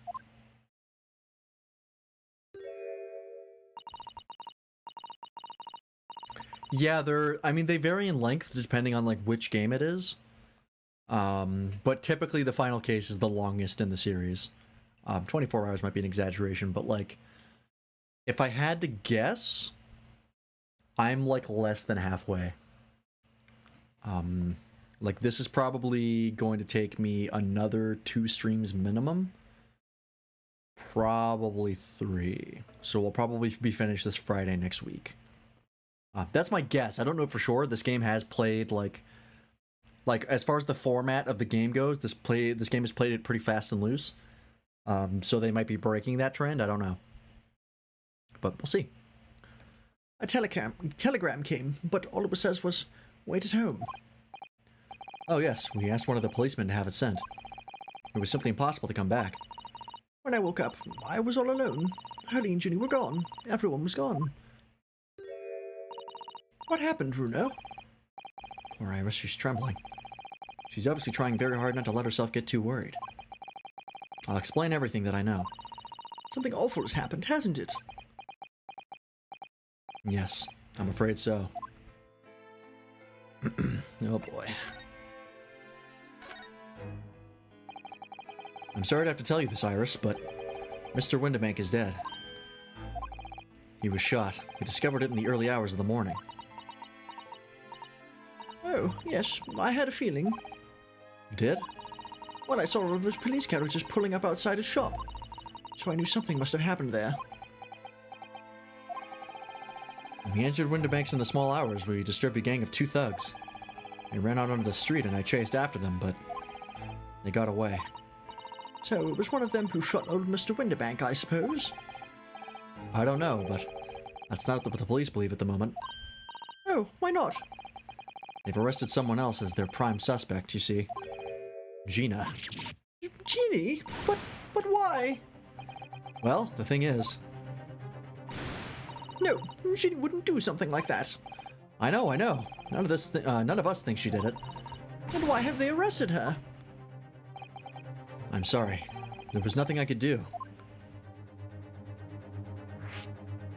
But she put herself in quite possibly the most conspicuous situation for ending up as a suspect. It's a situation I find myself in fucking constantly. So, where's Hurley then? Is he still investigating the scene? You really ought to have some breakfast. It's not good for him to miss meals. I don't want you to worry, Iris, but I have some news about Mr. Sholmes. He was taken to hospital this morning. What? Well, when we entered Windibank's, a gun was fired and he took a bullet. Hurley was shot? No. It's all right. His life isn't in danger. Really? Are you sure? Where is he? Which hospital? He's at St. Sinners? Sinners? I'm gonna go with Sinners because that sounds like a pun. They're tending to him there. I must see him at once. I'm sorry, Iris, but you can't. Why not? That's not fair. I'm a family member. I should be allowed. No, I mean, nobody can see him at the moment. He's not allowed any visitors. They're preparing to operate, you see. To operate? Oh, poor Hurley. Jesus. It was the 2 thugs who were in Mr. Windibank's shop. They shot Mr. Sholmes when we disturbed them, you see. It was pitch black inside the shop at the time. Well, it wasn't because there was a lantern on, but we still didn't see shit. My mind went totally blank, I'm afraid. I just froze. After them! Go! After that, I ran out into the street, but, well, they were long gone. I shouldn't have hesitated. I'm so sorry. It's my fault. I let them get away. I think that's a very good thing. Sorry? Well, if you'd seen which way they went and chased after them, you might have been shot as well, Bruno. On top of everything else, I couldn't bear that. Oh, Iris. Fuck. Where's Susie, Bruno? She's still at the police station. Oh, why? I expect she's still being questioned. The police said they wouldn't be finished for a while. Why aren't you there then? Well, I didn't get a good look at the criminals anyway, so they weren't questioning me for long. And Mr. Sato stayed behind at the scene to tend to Mr. Shum, so they didn't get started until later. Ah, I see. Besides, one of us had to come back to be with Iris. I'm glad Inspector Gregson agreed to me leaving early. You should have let me know, and I would have come to the station.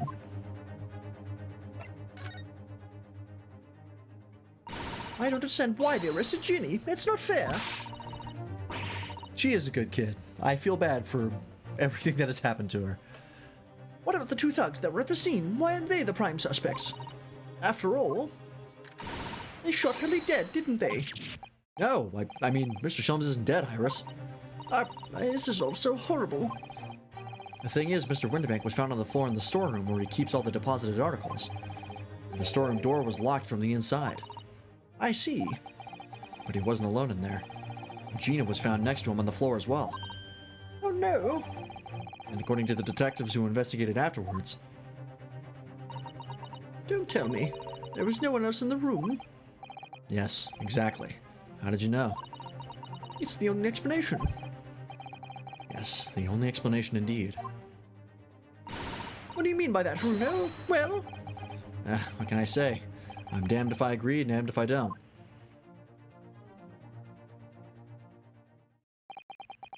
I'm afraid I'll need to go out again now, Iris. There's not much I can do at the moment. But I can at least try to find out how Mr. Sholmes and Gina are getting on. I want to go too. Take me with you, Bruno. I can't stand just sitting around here waiting. I'm not sure how I feel about taking a 10-year-old child to the scene of a murder. But I don't want to leave her all alone here either. Alright then, Iris. Perhaps you can help me. Oh yes, I'd love to. Gina's at the prison. Mr. Sholmes is probably in his hospital bed. And don't forget, we have to visit the crime scene. We need to conduct a thorough investigation. I can see you're ready for action. I imagine Iris would appreciate going to the hospital sooner rather than later. Sure, we can go there first.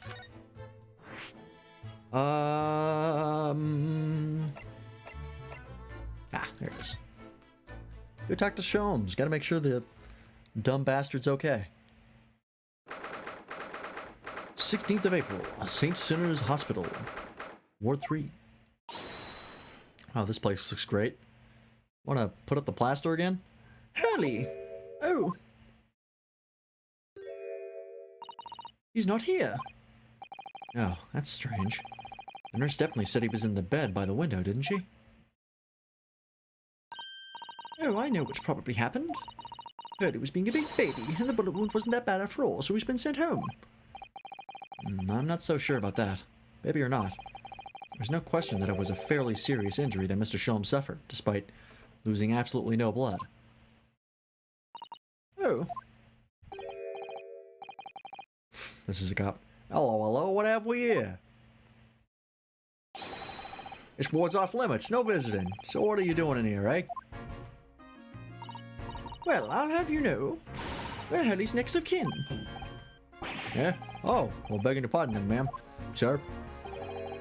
A little lady and a curious Eastern gentleman.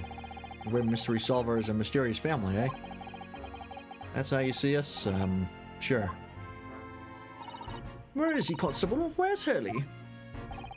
I believe he's currently in the operating theater, ma'am, undergoing an extensive operation. Extensive? It has been several hours since it went in. Oh dear. Is he going to be alright? Well, it doesn't appear to be working, you see. The anesthetic, that is. Oh, I've heard a report that the gentleman claims you may have had a little too much to drink last night. Coffee, that is. Ah.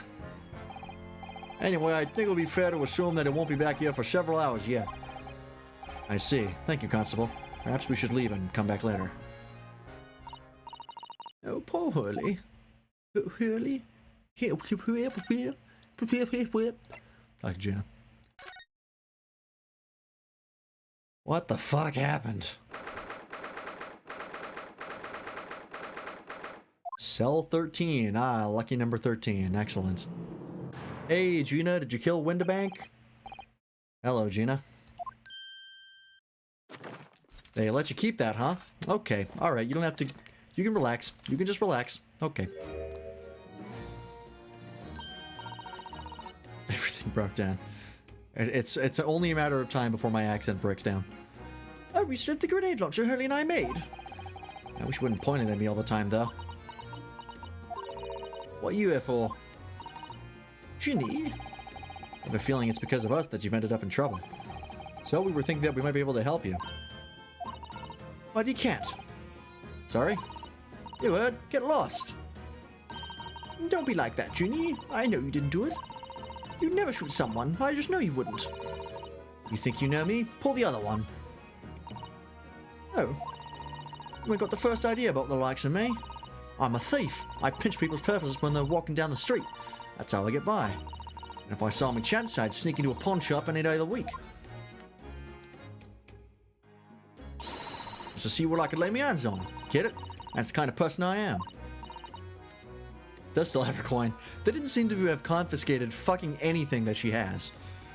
Just tossed her in here and forgot about her. But Ginny... I'll be in court tomorrow, they said. Some curve came by before and said he'd be a lawyer for me, although like said it was my right or something. But I told him to get stuffed. I don't need no lawyer, I don't need no one. She couldn't be staring at me any more obviously if she tried. Why are you being like this, Ginny? Okay, well can you at least tell us what the fuck happened? I don't understand, Gina. Why did you send the public defender away?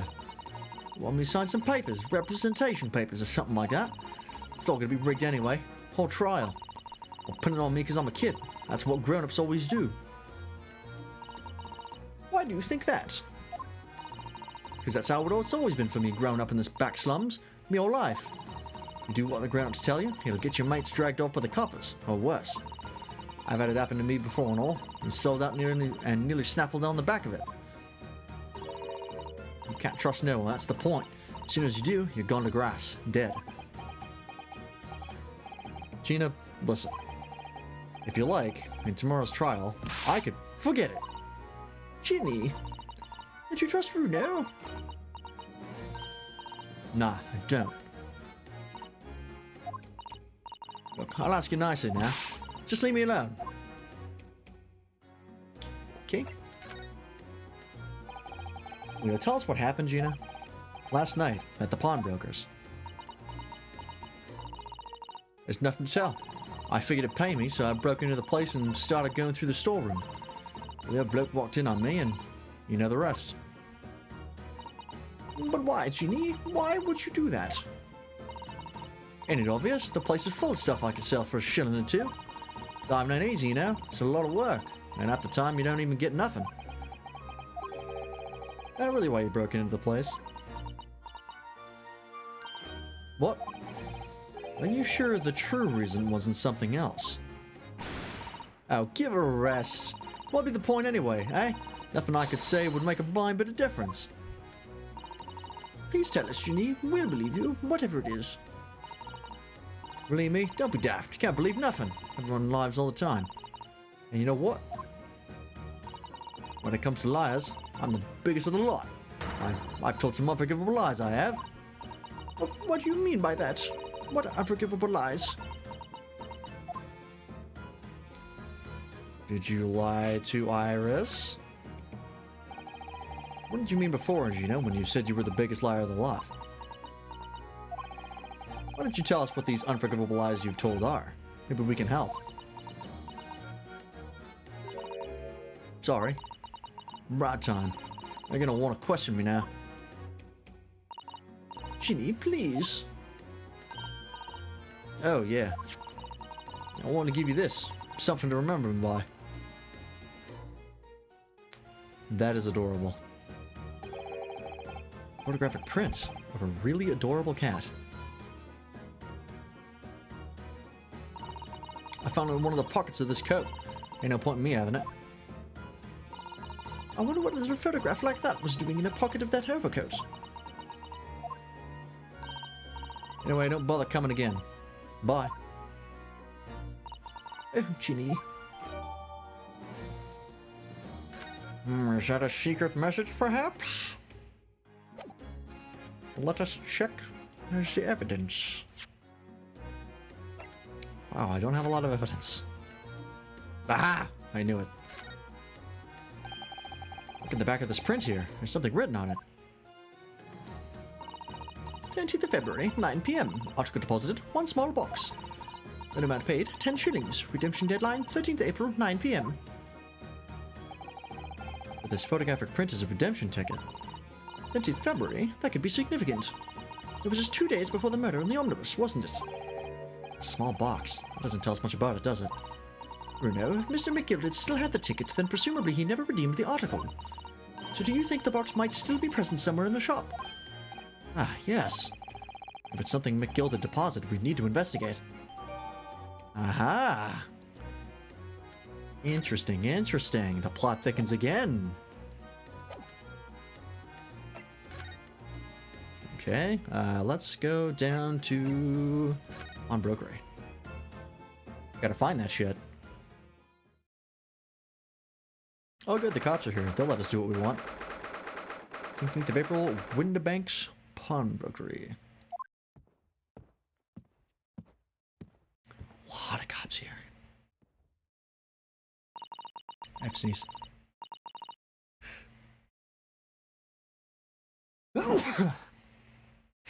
Ooh, excuse me. This is where it happened then, last night. That's right. The two thugs I told you about were obviously ransacking the place looking for valuables. But, apart from the policeman in here, you wouldn't know anything bad happened. There's no sign of a disturbance. Oh, you're right about that, actually. In fact, if anyone, it's the police who seem to be the ones doing the ransacking. Time to buy fucking Elden Ring.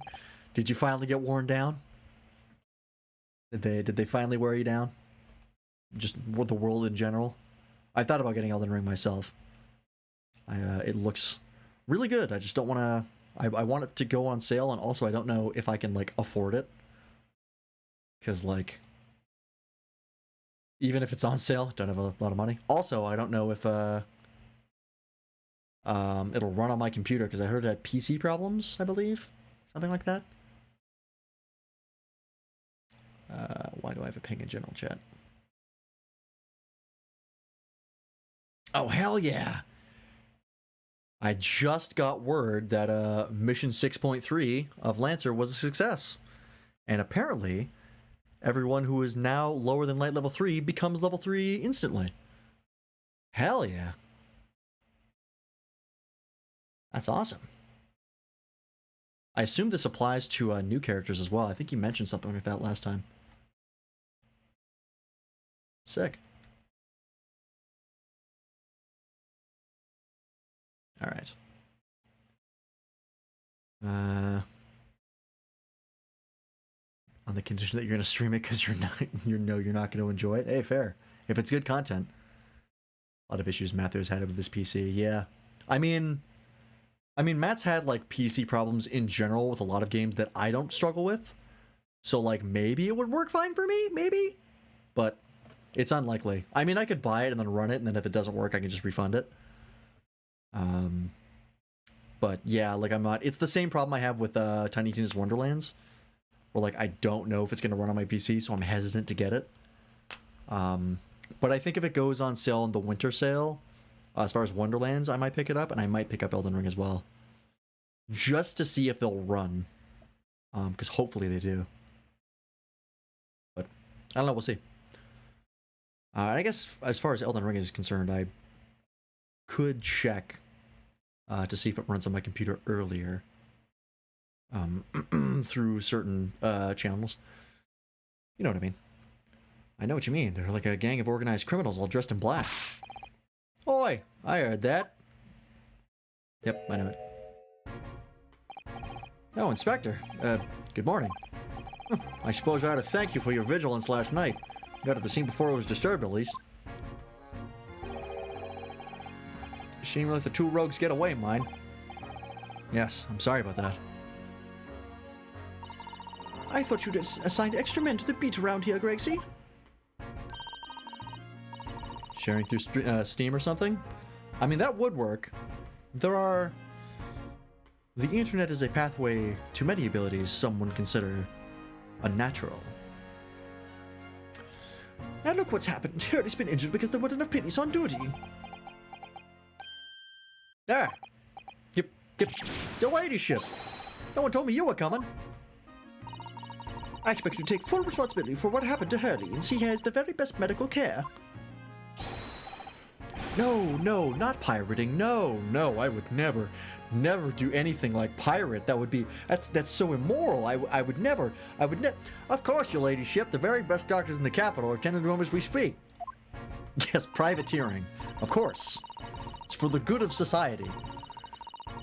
And I don't think it's Runo's fault that the rogues managed to get away, is it? Chasing criminals is the police's job. Yeah, absolutely, your ladyship. As you say, ma'am, as you say. And Jen Black is totally blameless. Everyone's in agreement about that. Did you believe it? It's like a completely different person with Iris. Talk about a personality change. Oh, where are me manners? Are you thirsty, your ladyship? But fucking... I love this animation. I mean, he did this before, right? He, like... Iris was mentioned, and he was like, fucking your ladyship. Oh my god. It's like, who is she? Perhaps you like some juice, some nice refreshing fruit juice. Oh, why? Are you thirsty, Gregsy? I have some of my special herbal tea with me. If you'd like some. That's an adorable thermos.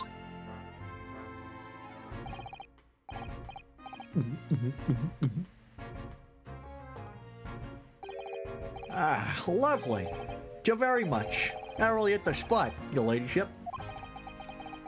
I don't even recognize him like this. I want me to get on my knees and bark like a dog? I'll do it. You say the word and I'll do it. So, how's the investigation going, Inspector? Nothing to it, really. Very simple case, this. There's some very definitive evidence. We're just about to charge that diver we arrested last night, in fact. Gina, you're going to charge her? That's right. That's how blaming people for crimes works, is to charge them. And she was right fucking there, so we're gonna charge... Are you new? You're not new. I talked to you. What the fuck is going on? She'll be able to bring her before the judge at the Bailey tomorrow. Definitive evidence, you say? What is it? Come on, show me. Your ladyship, as much as I wish I could oblige you, I'm afraid... I'm looking into your soul. I see. You've already captured the pair of thugs who broke in here last night, have you? What the... And you're going to put them on the stand as witnesses, are you? How could you... How? How could you possibly know that? I had a feeling, that's all. Remind me never to try to keep a secret from Iris. You are actively keeping a secret from her this very moment. You know her father is dead. You were directly involved in his death. So you've arrested the two men who shot Mr. Sholmes, have you? Well, yes. They were rounded up pretty quickly by the lads on the beat. And Miss Lestrade is being held at the prison? She should be. That's assuming she hasn't lifted the key from the jailer, of course. Directly involved? You talked to the dude, like... or no, you were there at the crime scene. You went up to the dude while he was dead. I think he died while he was in the restaurant, and then he was blamed for the murder. So I would say directly involved, yeah. he had to represent himself to get out of it.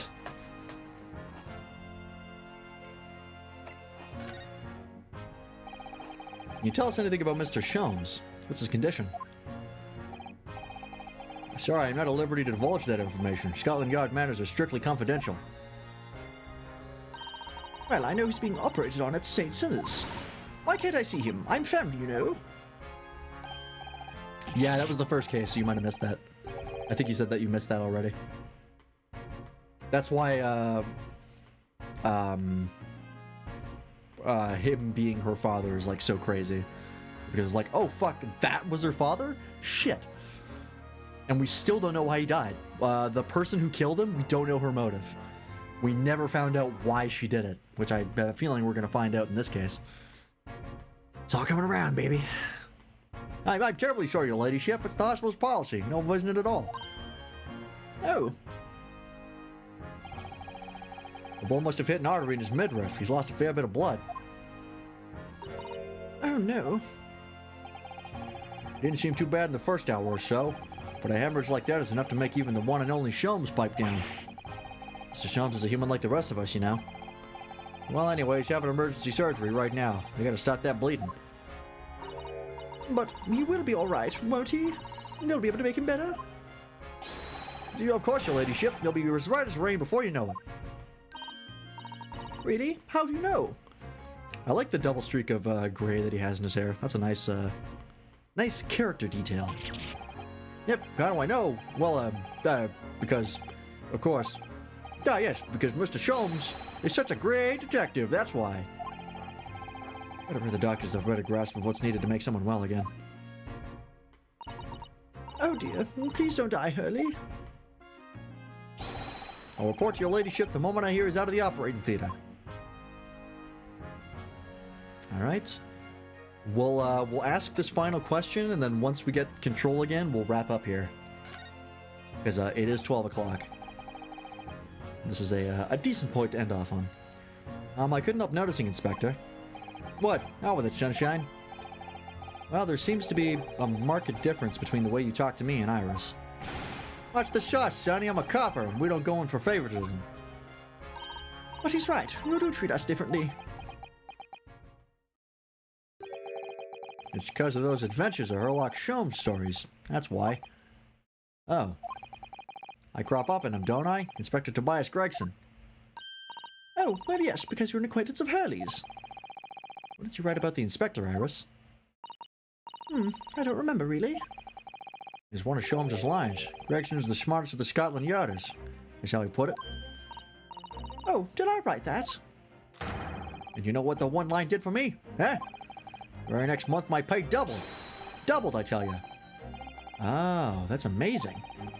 Well, because everyone at the yard reads them. They read all the Sherlock Sholmes stories. They've even set up a fan club for me.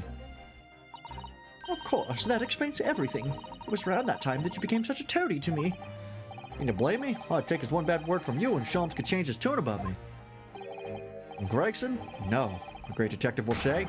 He's getting quite overrated these days. Think what I'd have my salary if that came out in print, eh? All things gives me the willies. I can't tell you how many nights of sleep I've lost worrying about it. But that would never happen, Drakesy. Every month when the new Rats magazine comes out, my hands are trembling as I turn the pages. Oh, how awful for you. Here, have some of my tea to settle your nerves.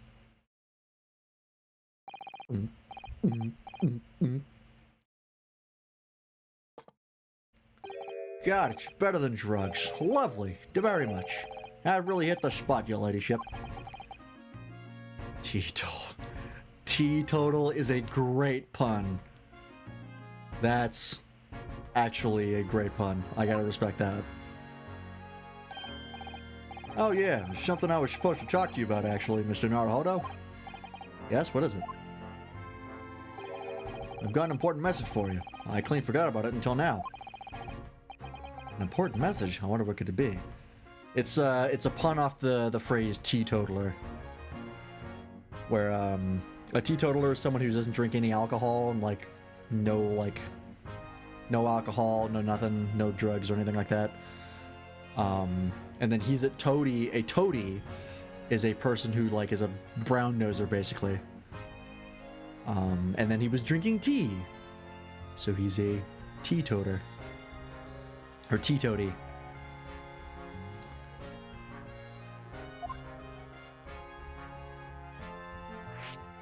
Ah, important message. Are you going to tell me what this important message is then, Inspector? Yeah, it's about that young lady who's normally by your side, your assistant. Dear Susie, is she all right? She's at the station, isn't she? Being questioned, I believe. Nope, not anymore. She had to head off. Head off? Where? Lord Strongheart's office, of course. He summoned her. Ah, yes, of course. I'd forgotten about that. One of the whipstocks took her there in a yard carriage after we finished questioning her. But she asked us to tell you she didn't have the fare for the return journey and to go and meet her there. He's got on nerve using Scotland Yard as a bloomin' messaging service. I see. Well, thank you for passing that on, Inspector. Why did Susie have to go see the Lord Chief Justice? She didn't tell me. But I better head over to the Lord Chief Justice's office to fetch her straight away. Alright. And that sounds like a perfect time to end things off for tonight. We'll have that waiting for us next time. That's going to be a stream tonight. Thanks everybody for watching. Tomorrow we're going to be playing more Monster Hunter Rise on Matt's channel. Possibly getting to high rank, I think? I think we're very close. Yeah, she wasn't prosecuted at least, thank God. But yeah, that'll be tomorrow on Matt's channel. Thursday, nothing is happening. Friday, we'll be getting back to this, seeing how much more progress we can make and learning all of the saucy details about what the fuck is happening in this case. And then Saturday, we'll be continuing work on the Master Grade Freedom. And hopefully I will have my new tools by then. They're in transit. They were in BC. So we'll see. Hopefully those come in by Saturday. They should. I ordered them. It's 2 weeks shipping and it'll be about 2 weeks on Saturday, so should get it by then. Yeah, we didn't do the Rampage urgent quests. That's the next thing we have to do. But alright. Let's go and find somewhere to drop you off, shall we? Who was online? I think Credberry went online earlier. Credberry is always a good choice. See if anyone else is online that I really want to raid. Oh, you know what? We haven't raided Rez in a while. And Rez is very... I fought the Apex and was frustrated from getting one shot. Ah, yes.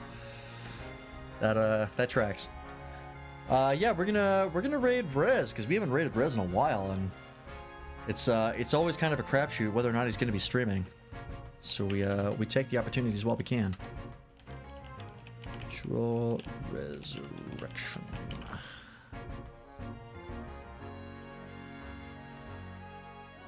Sweet. Alright. Oh, we just started. Perfect timing. Alrighty. But yeah, we'll be back here on Friday. Thanks everybody for watching. Did I make all the links I gotta do? Yeah, I did. Alright, cool. Cool. See you, hopefully on Matt's channel tomorrow and here on Friday. Bye-bye.